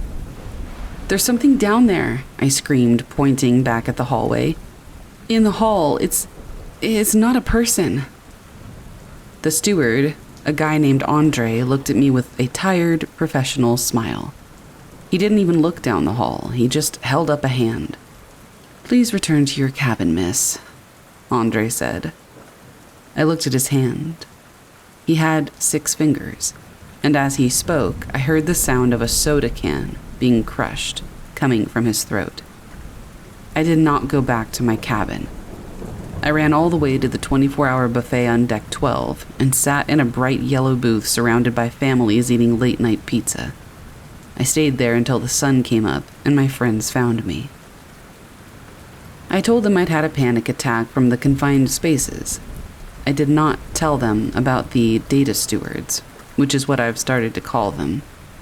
I spent the rest of the cruise in a state of hypervigilance. I noticed things I hadn't seen before. The way the carpet patterns didn't quite line up in the corners. The way some of the passengers would stand perfectly still in the shadows of the lounge, never blinking. On the final morning, as we were disembarking in Miami, I saw Andre again. He was standing by the gangway, waving goodbye to everyone. "Have a safe trip home," he called out. His voice was a perfect copy of my father's voice. My father wasn't even on the ship, obviously. He was back in North Carolina. I've been home for 3 days now. This morning, I went to my kitchen to make coffee. I heard a knock on my apartment door, and I went to the peephole to look out. The hallway of my apartment building was gone. In its place was the long windowless portside corridor of Deck 9, and standing outside was a man in a white vest, holding a tray made of his own skin. He didn't knock, he just stood there, and from the other side of the door I heard the sound of my own laughter. I haven't opened the door. I called the police, but they said the hallway looked normal to them. They think I'm having a mental breakdown. But I can hear the soda cans crushing against the floorboard. I can hear the working, whispered through the vents. I don't think that ship let me go. I realized that I was seeing out from the inside of whatever door that so-called steward had been knocking on when I first saw him. It's like 2 different realities, and I don't know how to explain it to anybody other than what I've written here. I know this sounds insane. Maybe I am losing my mind. But still, I feel like the ship rendered a version of my apartment inside itself. And now, I'm just hoping that the real world loads back in.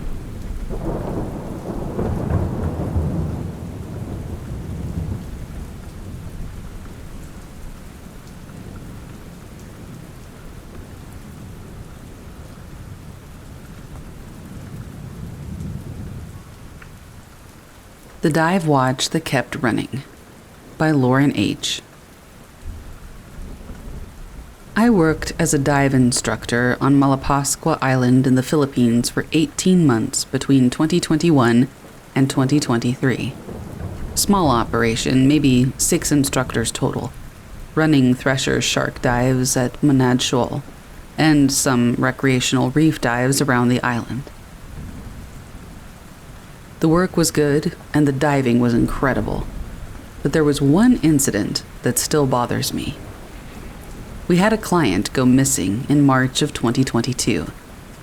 A German guy named Andreas, early 40s, experienced diver, with over 200 logged dives. He'd been staying on the island for a week, doing multiple dives per day. I had taken him down 3 times myself, and he was solid. Good buoyancy control, aware of his surroundings, always checked his gauges. He was the kind of diver that you just don't worry about. On his last scheduled day, he went out with my coworker Ben for an early morning thresher shark dive at Monad Shoal. It's a deep dive around 30 meters, and you position yourself on this underwater plateau of sorts, and wait for the sharks to come in to get cleaned by wrasse. The current can be tricky, and visibility varies, but it's a dive that we run multiple times daily. Ben said the dive went normally. They descended to the mooring line, positioned themselves on the shoal, watched sharks for about 25 minutes, and then started their ascent. Andreas was right behind Ben the whole way up. They did their safety stop at 5 meters for 3 minutes. Ben surfaced first, and then turned around to make sure Andreas was coming up behind him. He wasn't there. Ben went back down immediately, checked the safety stop depth, went back to the mooring line, descended to the shoal. No sign of Andreas. He surfaced and got on the radio, and we had every instructor in the water within 15 minutes. The Philippine Coast Guard showed up within 2 hours. We searched for 3 days straight, covered the entire shoal area, checked every coral formation and drop-off within swimming distance, expanded the search grid to account for current drift. Nothing. There was no body, no equipment, not even any bubbles. Andreas had just vanished, somewhere between the safety stop and the surface, in a span of maybe 30 seconds. His belongings were still at his guest house. Passport, wallet, phone, clothes. His return flight to Munich was scheduled for 2 days later. The Coast Guard eventually called off the search and ruled it a diving accident with the body lost to current or predation. His family flew in, collected his things, and left. The whole situation was a nightmare for everyone involved. About 2 weeks after Andreas disappeared, I was gearing up for an afternoon dive when I noticed something on the equipment bench. A dive watch, Sunto D series or something, pretty standard model, slightly beat up. I didn't recognize it as belonging to any of our current clients, so I figured somebody had left it behind. I checked the logbook function to see if there was a name or recent dive data that might identify the owner.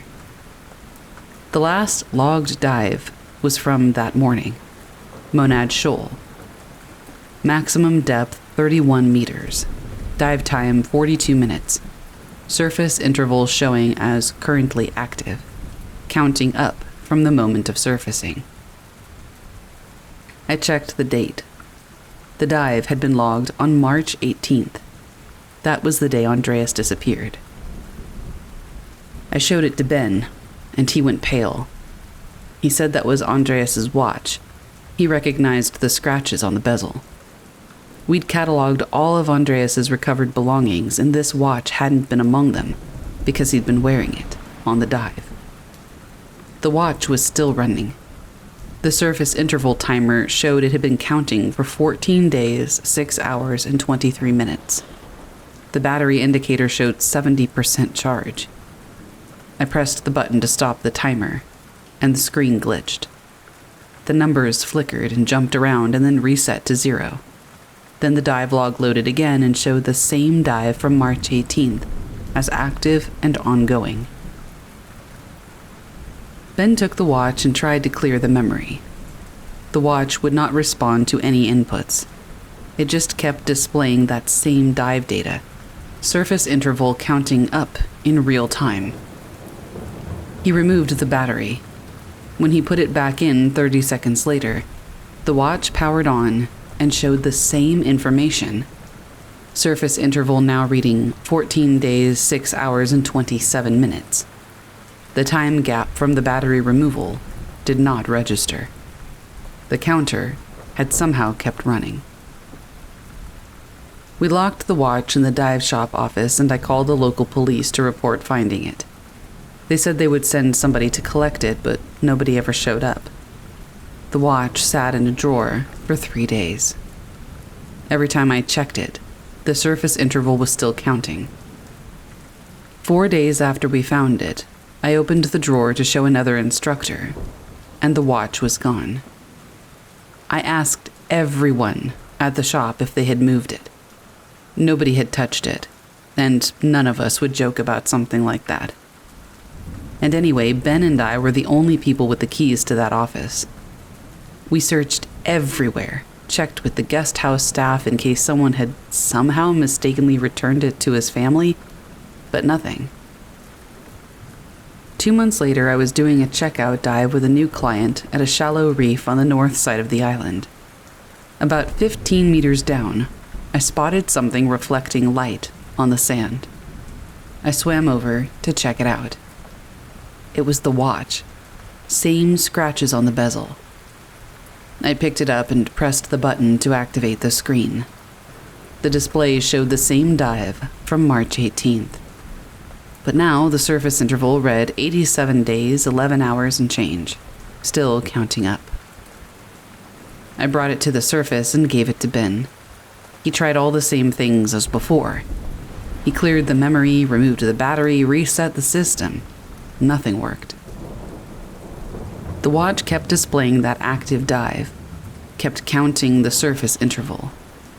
We threw it away that time, put it in the trash with a bunch of other broken equipment we were disposing of. I left Malapascua 4 months after that, and I haven't been back.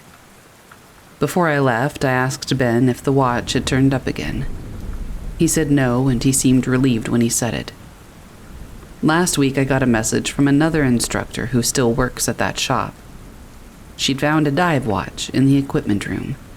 Wanted to know if I recognized it from the photo. It was the same. Same scratches, same everything. She said the logbook showed an active dive from March of 2022. Surface interval reading over 600 days. I told her to throw it in the ocean and leave it there.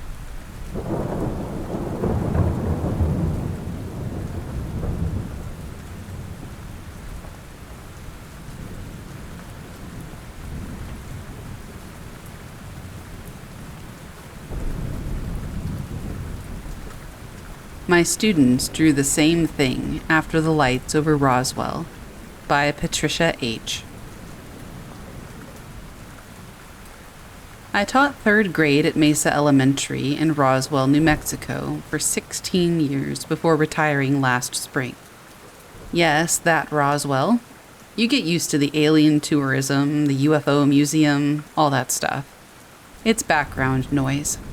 Most of us who live here don't think that much about it. What happened in my classroom in November of 2023 changed how I feel about that.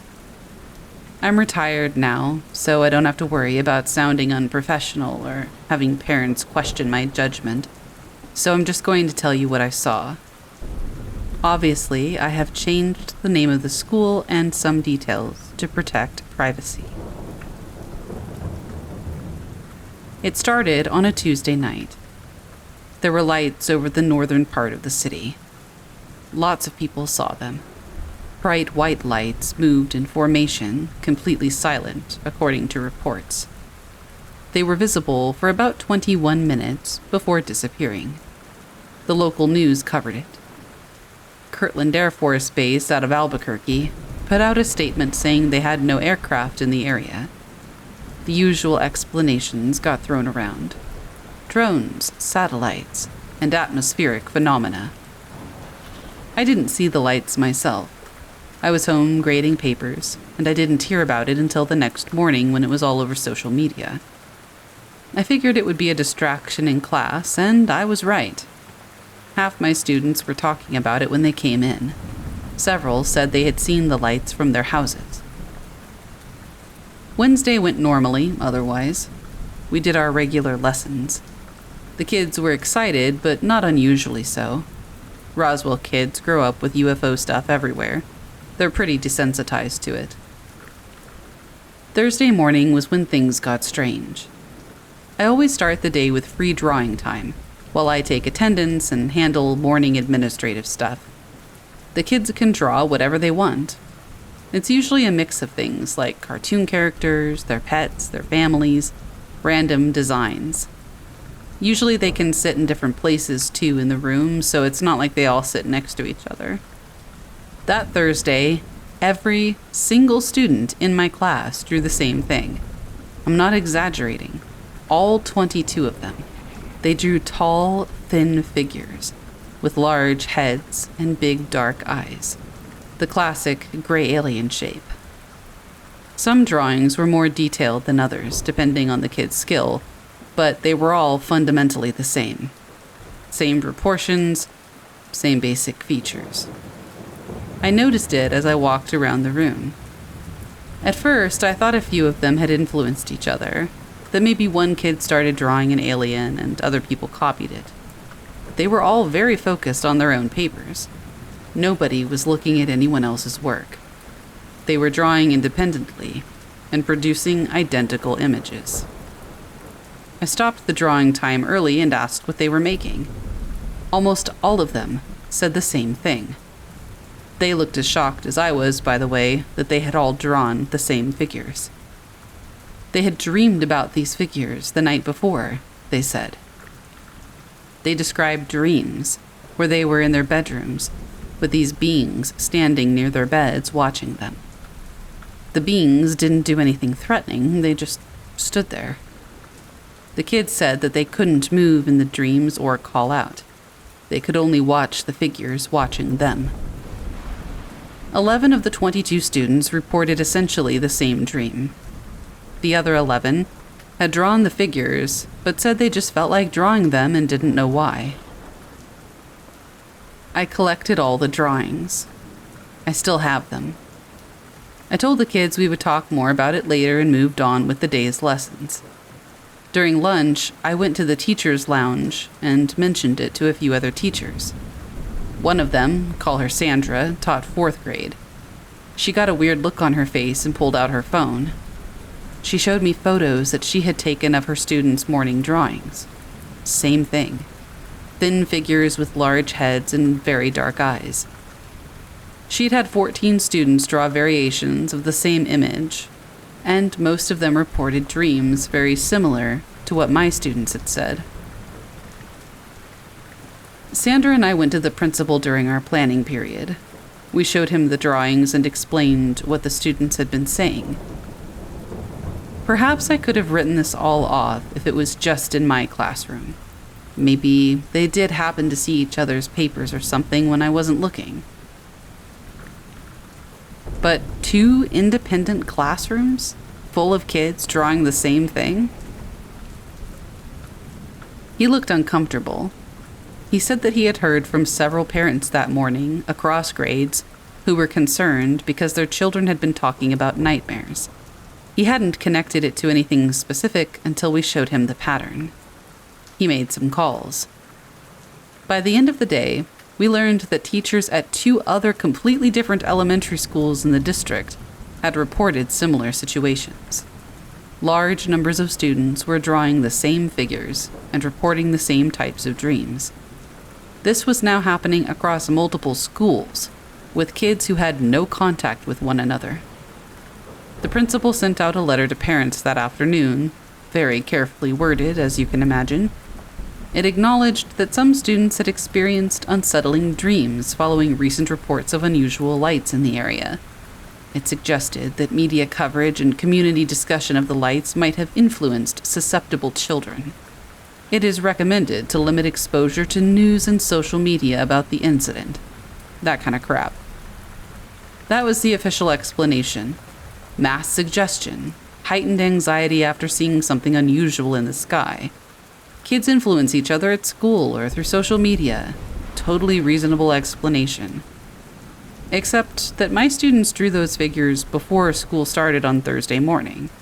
Before they'd had a chance to really talk to each other about their dreams. Before they'd seen each other's drawings. And most didn't even have access to social media. Several of the younger ones didn't even know the lights had been in the news. I talked to a few parents individually over the following days, off-the-record conversations. One mother told me her daughter had woken up at around 3 a.m. on Wednesday, crying. She'd gone to the girls' room and found her sitting up in bed, staring at the corner. The girl said that there were people there. The mother couldn't see anything. She calmed her daughter down and stayed with her until she fell back asleep. Another parent said that his son had asked at breakfast Thursday morning whether the tall man with the big eyes was real or just a dream. The father had no idea what he was talking about. The dreams stopped after that weekend. The kids went back to normal.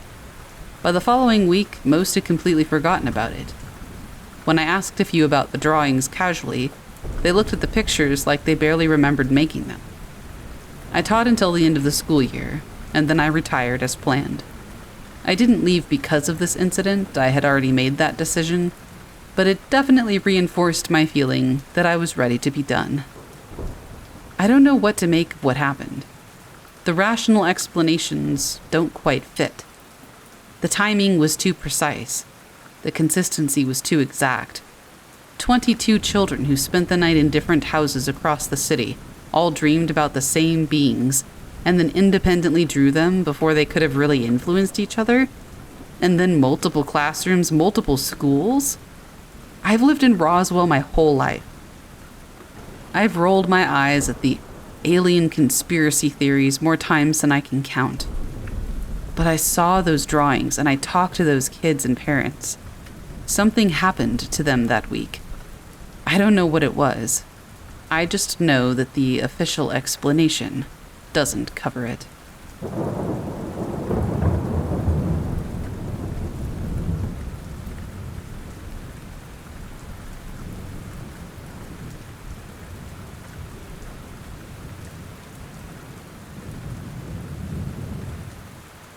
Rangers Don't Hike Devil's Staircase After Dark by Kevin H. I've been a park ranger at Zion for 3 years, and there's exactly one trail that I will not set foot on after sunset. Not for lost hikers, not for medical emergencies, not for anything. Devil's Staircase can wait until morning. The trail isn't officially called that. On the maps, it's listed as the Upper Emerald Pools Connector, but every ranger who's worked there more than a season calls it Devil's Staircase. There's a section about halfway up where the trail cuts through this narrow slot canyon, and the rock formations create these natural steps that go up maybe 200 feet at a steep angle, hence the name. It's a popular trail during the day. Moderate difficulty, good views, connects to some of the main attractions. We get probably 100 or so hikers on it every day during peak season. At night, it's different. I first heard about it during my training. My supervisor mentioned in passing that if we got a call about someone needing assistance on that trail after dark, we should stage at the trailhead and wait for backup before going in. He didn't explain why. He just said it was policy. I figured it was because of the terrain. The steps are uneven, and there's some exposure. Easy to fall if you're not careful. It made sense to wait for a full team. Then, I met Garrett. He'd been working at Zion for 12 or 13 years, and he told me the real reason. We were doing a routine patrol last spring, checking the backcountry sites, and we passed the Devil's Staircase trailhead around 7 in the evening. Still had good light. Garrett stopped and looked up the trail for a long time. Then he asked if anyone had told me about the girl. I said, "No, what girl?" He said there's a girl who hikes Devil's Staircase at night, alone. Rangers have been seeing her for at least 20 years. It's always the same description. 16 or 17 years old, long dark hair, wearing jeans and a white t-shirt. There's no pack or headlamp or any gear at all. She just walks up the trail at a normal pace. If you call out to her, she doesn't respond. If you try to follow her, she disappears. I asked if he was messing with me. He said no, that he'd seen her himself twice. Once in 2015 and once in 2019. Both times right around dusk. Both times, she was walking up the trail like she was just out for an evening stroll. The first time he had tried to catch up to her. He figured she was a lost hiker who needed help getting back before dark. He had jogged after her, and she had rounded a corner up ahead. When he got to the same corner maybe 10 seconds later, she was gone. The trail was empty in both directions. The second time, he had just watched her go. He didn't see any point in chasing something he couldn't catch. I asked if anybody knew who she was. He said that there were theories. A girl had died on that trail in 1987, fell from the steps during a storm. But she'd been 12, not 16, and the descriptions didn't match. Some rangers thought it might be older than that, maybe someone before the park was established. I didn't think much about it until last October. I was finishing a late shift, and I got a radio call about a possible distressed hiker on Devil's Staircase. A couple coming down had seen somebody heading up alone without any gear, and they were worried. I drove to the trailhead. It was almost 8, nearly full dark. I grabbed my flashlight and started up. I got to the steps, and I heard footsteps above me. Steady rhythm. Someone walking up. I called out, but no response. I climbed faster. The footsteps stayed the same distance ahead. I could hear them clearly. Boots on stone, never speeding up or slowing down. I got to the top of the steps, and the sound stopped. I swept my flashlight across the area, but there was nobody there. The trail continues past the steps, but I could see a good 100 yards in both directions. If anyone had been there, I would have seen them. I radioed back that I had checked the trail and found no one, and hiked back down. When I got back to my truck, Garrett was waiting. He asked me if I didn't remember the policy, and I said, no, I'd kind of forgotten about it. I figured I would just go check. He had heard my radio traffic, and he drove over. He asked if I had heard the footsteps, and I said yeah. He nodded like he expected it. He told me the footsteps are worse than seeing her, because when you hear them, you know she's close. Sometimes, right next to you, even though you can't see anything. Wish I'd known that ahead of time. I don't hike Devil's Staircase after dark anymore. The policy makes perfect sense now.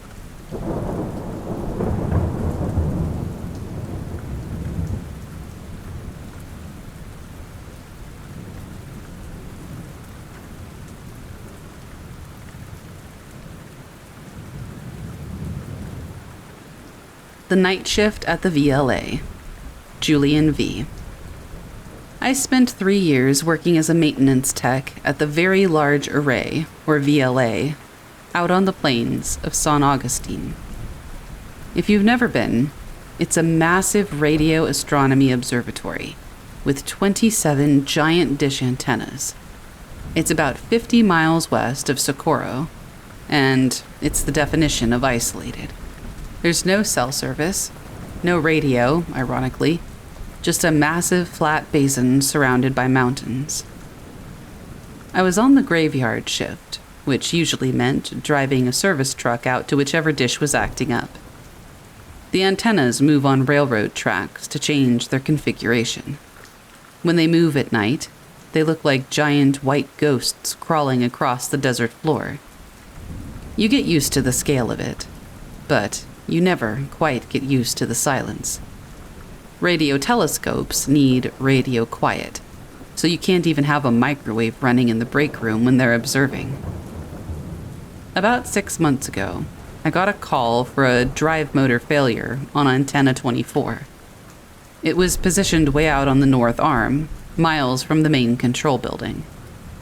I drove out there in the company truck, the headlights cutting a lonely path through the sagebrush. The wind was kicking up, whistling through the latticework of the dishes. I climbed the ladder to the pedestal deck, about 30 feet up. I had my headlamp on and my tool belt jingling. I was elbows deep in the motor housing when I heard a metallic ping. It sounded like someone had stuck one of the structural struts with a ball-peen hammer. I stopped and listened. I figured it was just the metal contracting in the desert cold. Then I heard it again, but this time it was a rhythmic tapping. It was like tap, tap, tap, tap. It was coming from the top of the dish, the sub-reflector assembly that hangs over the center of the big bowl. I panned my headlamp up. The beam hit the white surface of the dish. Standing on the very edge of the rim, 40 feet above me, was a figure. It looked like a man wearing a vintage high-altitude flight suit, the kind that they used in the 50s during the early jet tests. It was olive drab with a heavy glass visor, but the way he was standing just wasn't right. He was leaning out over the edge at an impossible angle for a human, gravity not seeming to apply. He was looking down at me, or at least his visor was pointed my way. I yelled up, thinking maybe it was one of the researchers pulling a prank.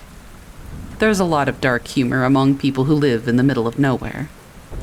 He did not answer. He just started walking. He walked straight down the interior curve of the parabolic dish. He wasn't sliding or bracing himself or anything. He was stepping as if the vertical surface was flat ground. I didn't stay on that pedestal.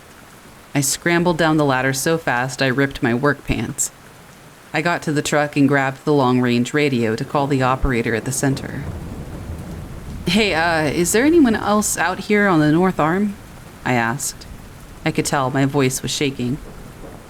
The operator, a guy named Pete who'd been there since the 80s, stayed quiet for a second. And then he said, "Julian, get in the truck, turn off your lights, and you wait for that dish to start slewing. We're moving 24 to the barn." I did what he said. I sat in the dark cab. Through the windshield, I saw the giant dish start to tilt as they remotely operated it. As the dish moved, the figure in the flight suit didn't fall. It just stayed fixed to the same spot on the white metal, eventually disappearing as the dish angled toward the horizon.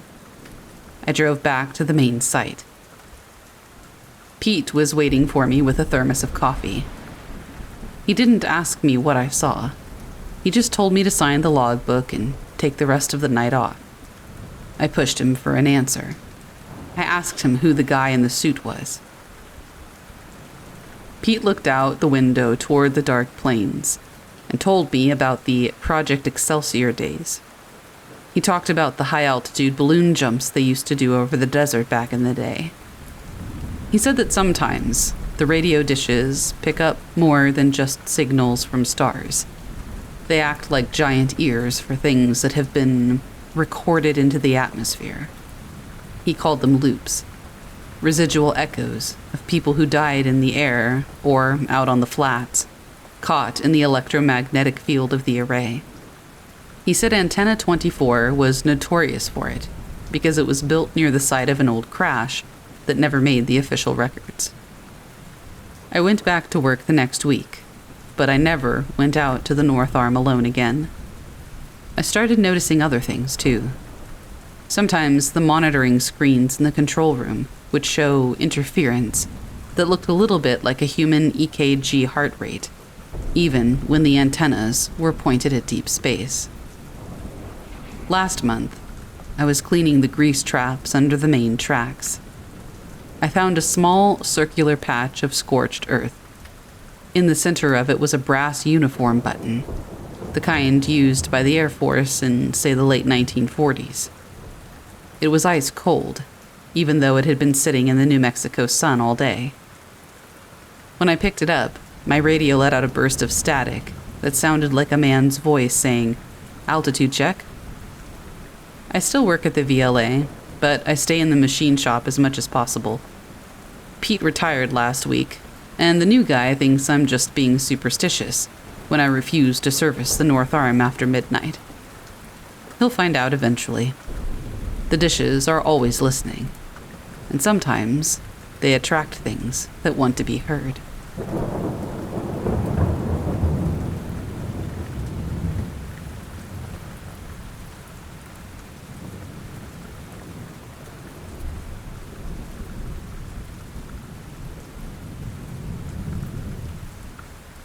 The Ranger Station Nobody Uses Anymore by Tyler W. I worked for the Forest Service in Montana for 6 years before I quit last month. I am not going back. I don't care that I walked away from a pension and benefits and a career that I actually liked. What happened at the old Mackenzie Creek station was enough to make me rethink everything. Mackenzie Creek is in the Bob Marshall Wilderness, about 40 miles northeast of Missoula. It's serious backcountry. You can hike for 3 days and not see another human being. The Forest Service maintains a few ranger stations out there for personnel doing extended surveys or managing the trail system, stuff like that. The Mackenzie Creek station was built in the 1960s. Standard construction for that era. Single-room cabin with a wood stove, small kitchen area, 2 bunk beds, an outhouse about 20 yards away. There's a newer station about 8 miles west that most rangers use now. It's a way better location. It has solar panels and proper radio equipment. And the Mackenzie station is technically still in rotation, but most people avoid it if they can. Now, I'd heard stories about the place, but I didn't put a whole lot of stock in them. Rangers talk, especially when you're out in the woods for weeks at a time with nothing but your own thoughts. Every old cabin has ghost stories, you know? Last September, I got assigned to a 2-week survey of the trail system in that sector. Routine maintenance check before winter. The newer station was already occupied, so my supervisor told me I'd be using Mackenzie Creek.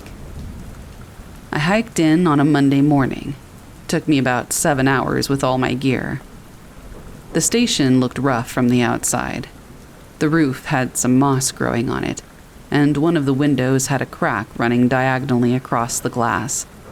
But the door was solid, and the interior was dry. Good enough. I dropped my pack and started getting set up. The bunks had bare mattresses that smelled like mildew. There was a stack of firewood by the stove that looked like it had been there for years. A shelf with some old paperbacks and a few rusted cans of soup. A logbook on the small table where rangers were supposed to record their stays. I flipped through the logbook. The last entry was from April, 8 months earlier. Before that, nothing since October of the previous year. People really were avoiding this place. I made dinner on my camp stove and went through my survey maps. My plan was to spend the next 13 days hiking different sections, then hike back out on the Sunday. Standard work.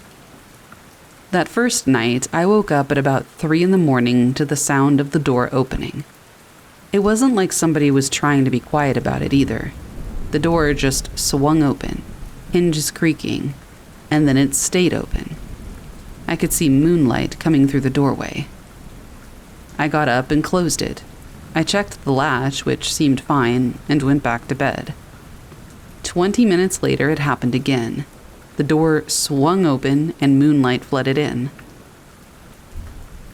I closed it again, and this time I dragged my pack over and I wedged it against the door. I went back to sleep. In the morning, the pack was still against the door, and the door was still closed. I figured maybe the latch was looser than I thought, and the wind had been catching it, even though I didn't remember feeling any wind. I spent that day hiking a 12-mile section of trail. I came back at about 6 p.m. The door was open. I stood there looking at this for a while, trying to work out the physics. I had placed another heavy pack sort of in front of the door. It's just enough so I could get out. There was no way the door could swing outward, with the pack blocking it from the inside as far as it went. But it was open, like fully open, and the pack was exactly where I'd left it. It literally would have had to have gone through the pack to do that. I went inside and checked everything. My gear was untouched, the food was secure in the bear box outside. Nothing had been disturbed. I ate dinner and wrote up my notes from the day's survey. Around 9 p.m., I started hearing footsteps on the roof. Clear, distinct footsteps. Boot heels on wooden shingles, walking from one end of the cabin to the other, and then back again. I went outside with my flashlight. There was nothing on the roof, no animals or branches or anything that could make that sound. I went back inside, and the footsteps started again immediately, pacing back and forth, right above where I was sitting. I tried to ignore it. I put in my earbuds and I listened to music until I was tired enough to sleep. The next morning, I checked the logbook again. I read through it more carefully this time. Most entries were pretty standard. Trail conditions, wildlife sightings, weather notes. But there were a few that stood out. An entry from 2018. Something keeps opening the door at night. Need to fix the latch. An entry from 2016. Heard walking on the roof both nights. Maybe a bear, but couldn't find any tracks.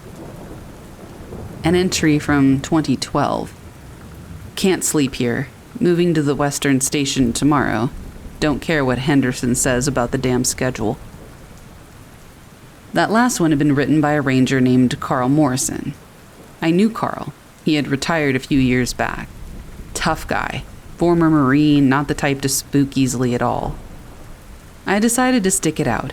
I had a job to do, and I wasn't going to let an old cabin psych me out. The door kept opening. Every single night. Sometimes multiple times. I stopped wedging things against it and just let it happen. I figured I would get more sleep that way. The footsteps on the roof became routine. They would start at about 9 p.m. and continue until about midnight. Always the same pattern. End to end, back and forth. On the fifth night, I woke up to someone sitting on the edge of my bunk.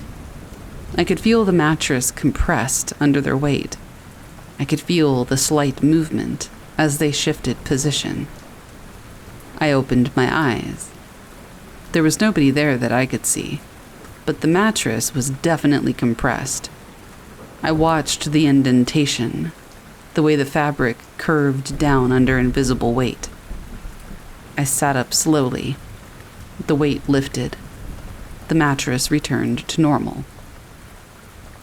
I got up and turned on my flashlight, swept it around the cabin, but there was nothing there. I didn't sleep the rest of that night. The next day, I hiked out to a spot where I could get cell service, and I called my supervisor. I told him I needed to move to the other station, that Mackenzie Creek had some structural issues that were making it hard to work. He told me the other station was still occupied and would be for another week. He asked if I could tough it out, and I said I would try. That night, I left the lantern on. I figured if something was going to happen, I wanted to see it. Around 10:30, I was reading one of the old paperbacks when I heard breathing. It was slow and steady, and coming from the direction of the other bunk. I looked over, but there was nobody there. The breathing continued, though.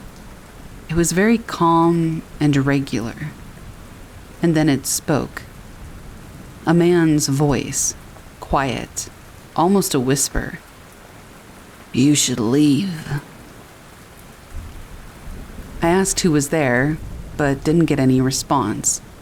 Just that steady breathing. I sat there for maybe 5 minutes. The breathing continued the whole time.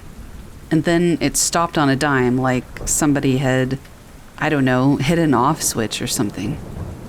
The cabin went dead silent. I packed up my gear that night. I left a note in the logbook saying I was moving my base of operations due to equipment failure. I hiked out by headlamp and got to the trailhead around 4 in the morning. I finished my survey working out of the other station once it freed up. I filed my report. I did not mention anything about Mackenzie Creek except that the cabin needed maintenance. Last week, I was having drinks with another ranger, and I brought up the Mackenzie station. I asked if he knew anything about the history. He told me a ranger had died there in 1987, some guy named William Mackenzie, which is who the creek was named after.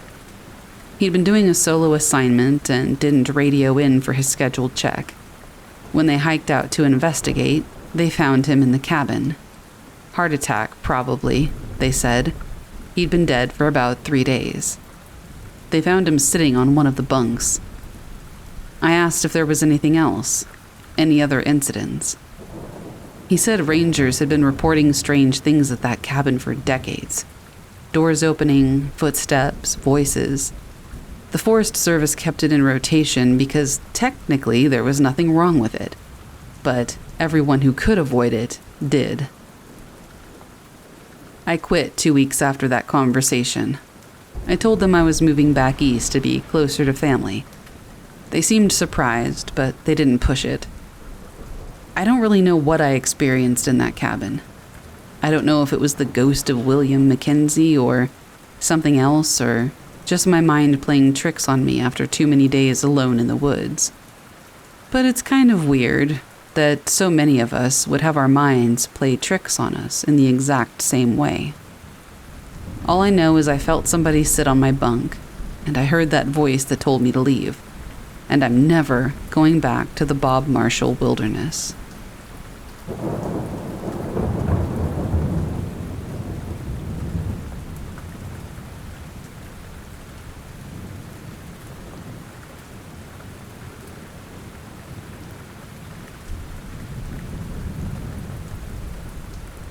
I Think I Know Why the Logging Road Was Closed, by Sarah.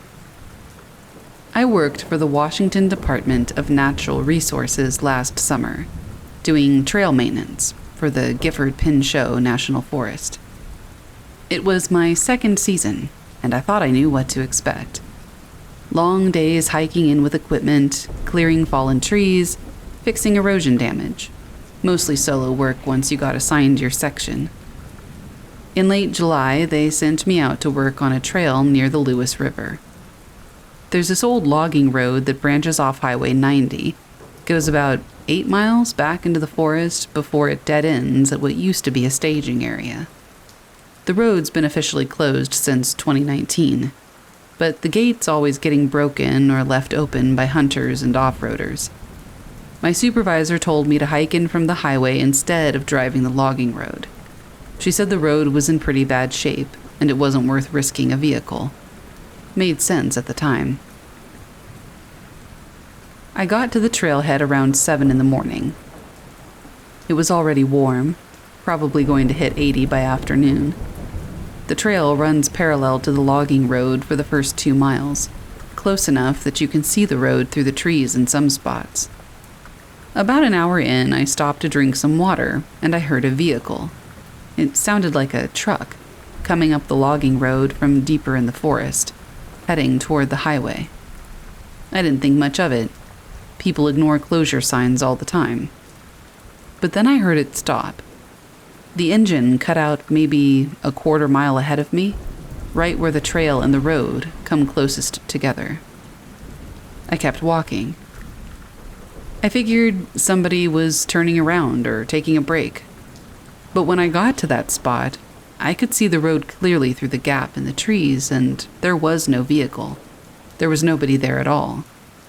The engine had sounded so close, like right there close, and I hadn't heard it start up again or drive away. I stood there for a few minutes, just looking at the empty road. The dirt was dry, and I could see tire tracks from something recent, but that could have been from days ago. There was no fresh dust in the air, no sounds except birds and wind in the trees. I kept going. My work section started another mile up the trail. I spent most of the day clearing deadfall and reinforcing a washed-out section with rocks and drainage bars. Around 3 in the afternoon, I heard the truck again. It was the same engine sound coming from the same direction, coming up the logging road from the interior. This time, I was close enough to the road that I could have walked over in 2 minutes. I dropped my tools and pushed through the brush to get a good look. Nothing. Empty road, but I could hear it. The engine was idling somewhere close, that low rumble of a diesel. I could even hear the slight variation in the RPMs, like someone had their foot on the accelerator. Then it started moving again. The sound got louder, like it was coming toward me, and then it passed my position and continued toward the highway. I watched the section of the road where it should have appeared, and nothing drove by. The sound faded into the distance, and then cut out completely, like someone had turned a key. I went back to work, but I kept my radio on my belt instead of in my pack. We're supposed to check in with base every 4 hours, and I was thinking about calling early just to hear another human voice. Around 5, I started hiking back out. I'd gone maybe half a mile when I found a deer. It was lying across the trail. A doe, maybe 2 years old, completely intact, no visible injuries or blood or anything, but its eyes were open and clouded over. It had been dead for at least a day based on how stiff it was. The weird part was its position. It was lying on its side, with its legs straight out, like it had just tipped over while standing. Deer do not die like that. When they get hit by cars or taken down by predators, there's violence to it. Thrashing. This one looked like someone had carefully placed it there. I stepped over it and kept walking. Then I found another one. A buck, this time, bigger. Same thing though, lying on its side across the trail, legs straight out, no injuries, with its eyes clouded over. Before I got back to the highway, I counted 6 more. All of them positioned the same way. All of them placed directly on the trail, like someone wanted them to be found. When I got back to my truck, I called my supervisor and told him what I'd seen. He was quiet for a long time. Then he asked if I had seen the thing that killed them. I said I hadn't seen anything kill them, they just looked dead. He told me to take the next day off. He said he would send a wildlife team out to check on the deer, and they'd let me know if I needed to move to a different section. That was 6 weeks ago. Nobody ever called me back about it. When I checked the work schedule the following week, my assignment had been changed to a trail near Mount Adams, 30 miles away. The Lewis River Trail was marked as closed for the rest of the season. I asked another ranger about it when I ran into him at the station. He got this look on his face and told me the logging road's been problematic for years. Equipment malfunctions, people reporting engine sounds when there are no vehicles, deer found dead on the trails with no clear cause. He said the department keeps closing it and people keep breaking in. He said maybe they should just gate it with concrete barriers and forget it exists. I looked up the history of the area last week. There was a logging accident in 1987. A truck went off the road about 7 miles in and rolled down an embankment. Killed the driver. They recovered the vehicle, but they had to use a helicopter because the road was too narrow for a tow truck to turn around. The ranger I talked to said that sometimes areas just go bad. He said the forest does what it wants and we're just trying to manage around it. I don't know what I heard out there. I don't know what killed those deer or why they were arranged like that. But I am not going back to that trail. The department can send someone else.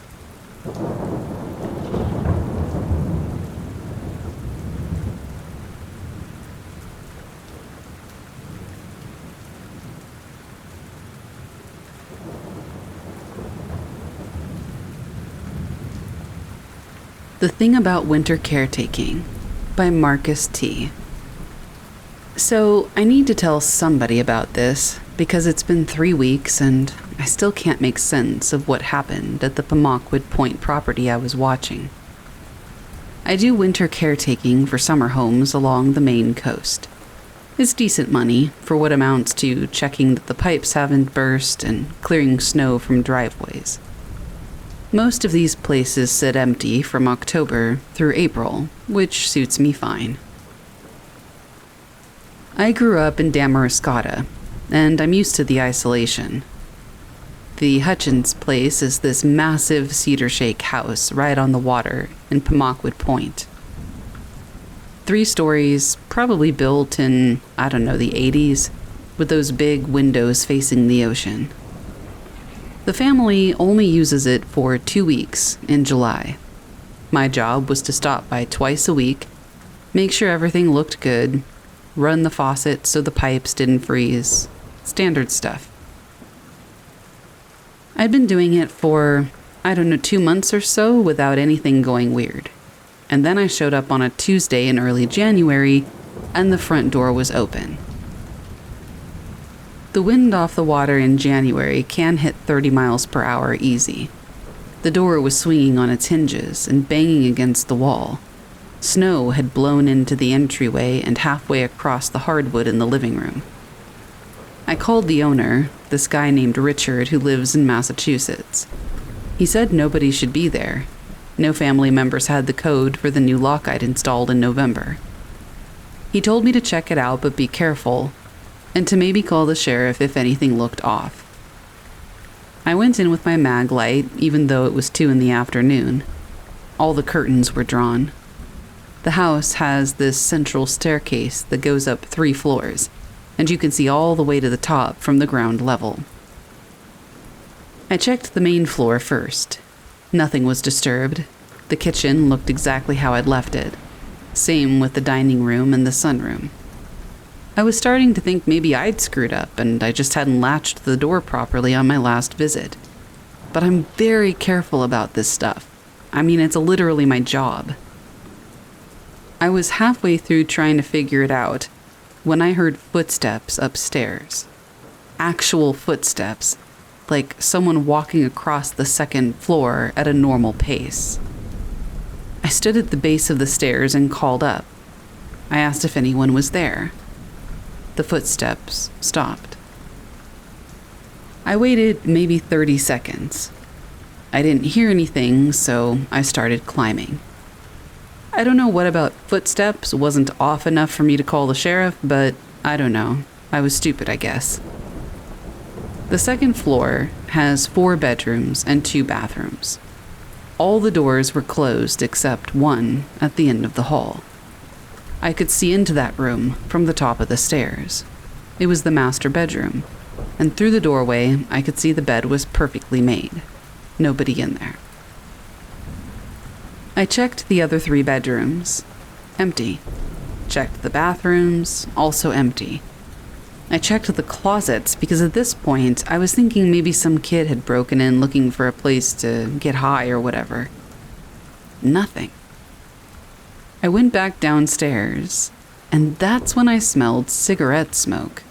Not stale, like someone had been smoking earlier, but fresh cigarette smoke, like they had just lit it. Now, nobody in the Hutchins family smokes. Richard made a point of telling me when he hired me. He said his wife was very allergic and they would never allow it in the house. They don't even allow it on their outside balcony or porch. I followed the smell to the sunroom. It was stronger in there. And sitting on the wicker coffee table was a cigarette butt, still smoking. I watched the thin line of smoke curl up toward the ceiling. I picked it up with a damp tissue and disposed of it.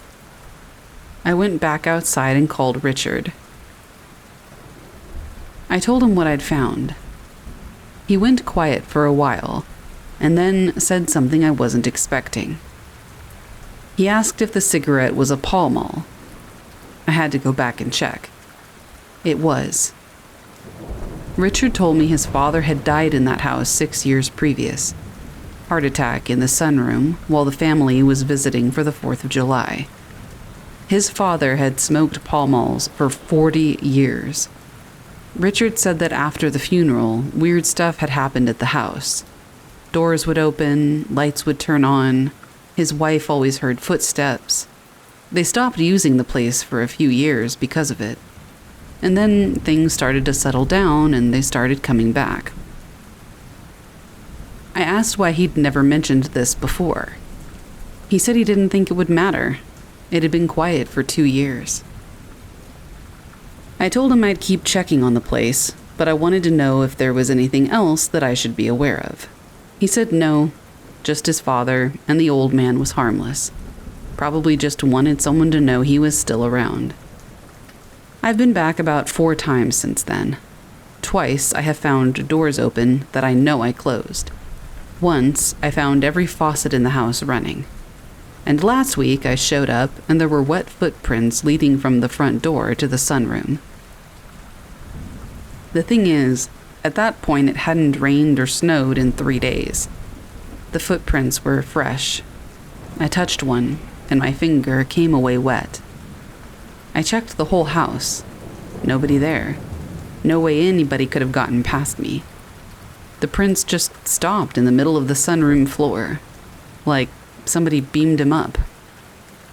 I'm finishing out my contract because I need the money, and I'm not going to abandon a client in the middle of my rotation. But I am not taking this job next winter. I don't care how harmless Richard says his father is. There's something deeply wrong about walking into a house you know is empty and finding evidence that someone was just there. Especially when that someone died 6 years ago. I've got 2 more months of this, and I am counting down the days.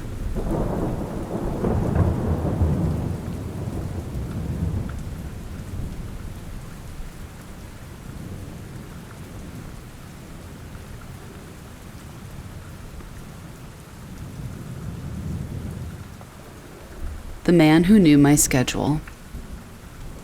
I worked in an office in Brooklyn, New York, near the Navy Yard, back when I still thought open concept was a personality trait and not a warning sign. It was a media-adjacent job. Vague title, vague responsibilities, and lots of Slack messages that said, circling back, and meant nothing. The building used to be a factory.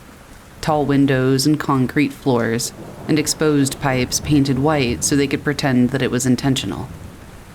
We shared the space with 2 other companies on the same floor, separated by glass walls that did not block as much sound as they implied.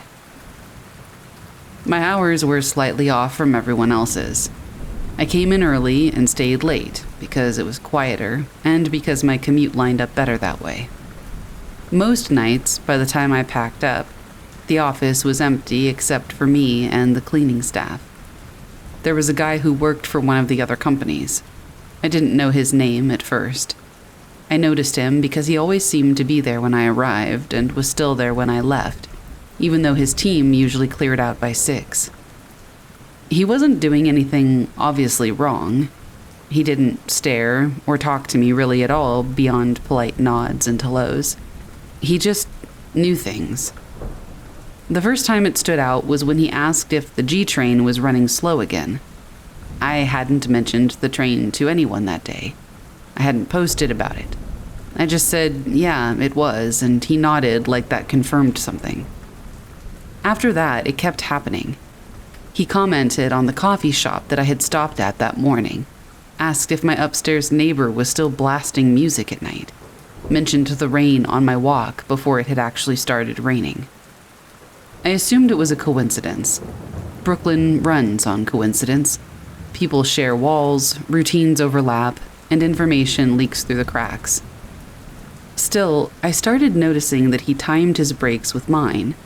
If I went to the kitchen at 10:15, he was there. If I stayed late, he stayed late. If I left early, he packed up too. One night, I deliberately stayed an extra hour, pretending to work while watching the reflection in the glass wall. He stayed and didn't do much. He mostly scrolled on his phone. Sometimes he would look up at the ceiling like he was listening for something. When I finally stood up and grabbed my bag, he did the same thing at almost the same moment. In the elevator, he asked if I was still doing yoga on Wednesdays. I don't do yoga anymore, and I hadn't for months. I asked him how he knew that. He smiled a little like he'd misstepped and said something about seeing me carrying a mat once. That answer didn't fit.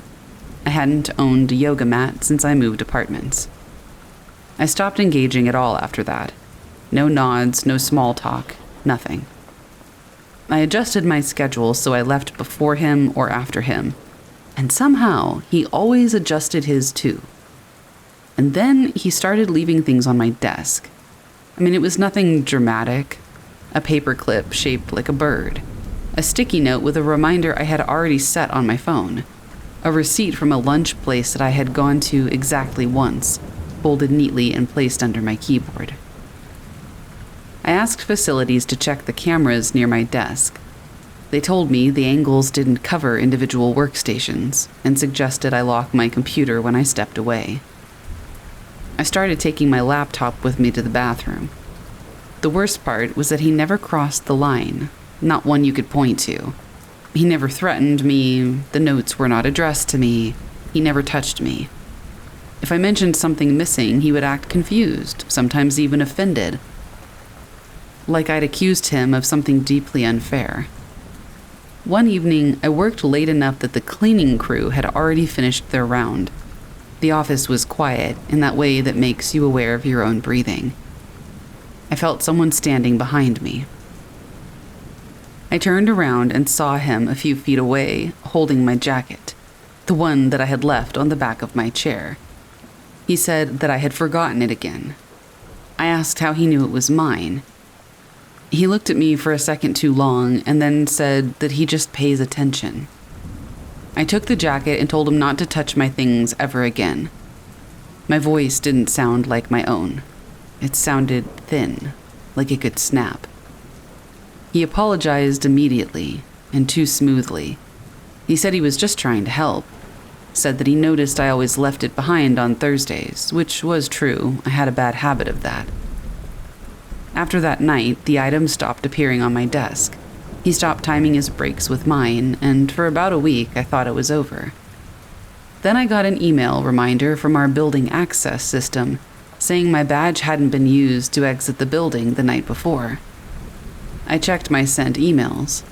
There was one I didn't remember writing, timestamped at 9:47 p.m., asking facilities to reset my badge permissions because I had left late again. I quit not long after. On my last day, I left early on purpose. As I waited for the elevator, I saw him standing at the far end of the floor, watching me through the glass. He didn't move or wave. When the elevator doors closed, I realized I had once again left my jacket at my desk, but I didn't go back for it. Ever. Sometimes, I still check my calendar and see reminders I don't remember setting, scheduled for times that line up a little too well with my old routine. I delete them. They come back a few weeks later, phrased slightly differently, like someone is adjusting their approach.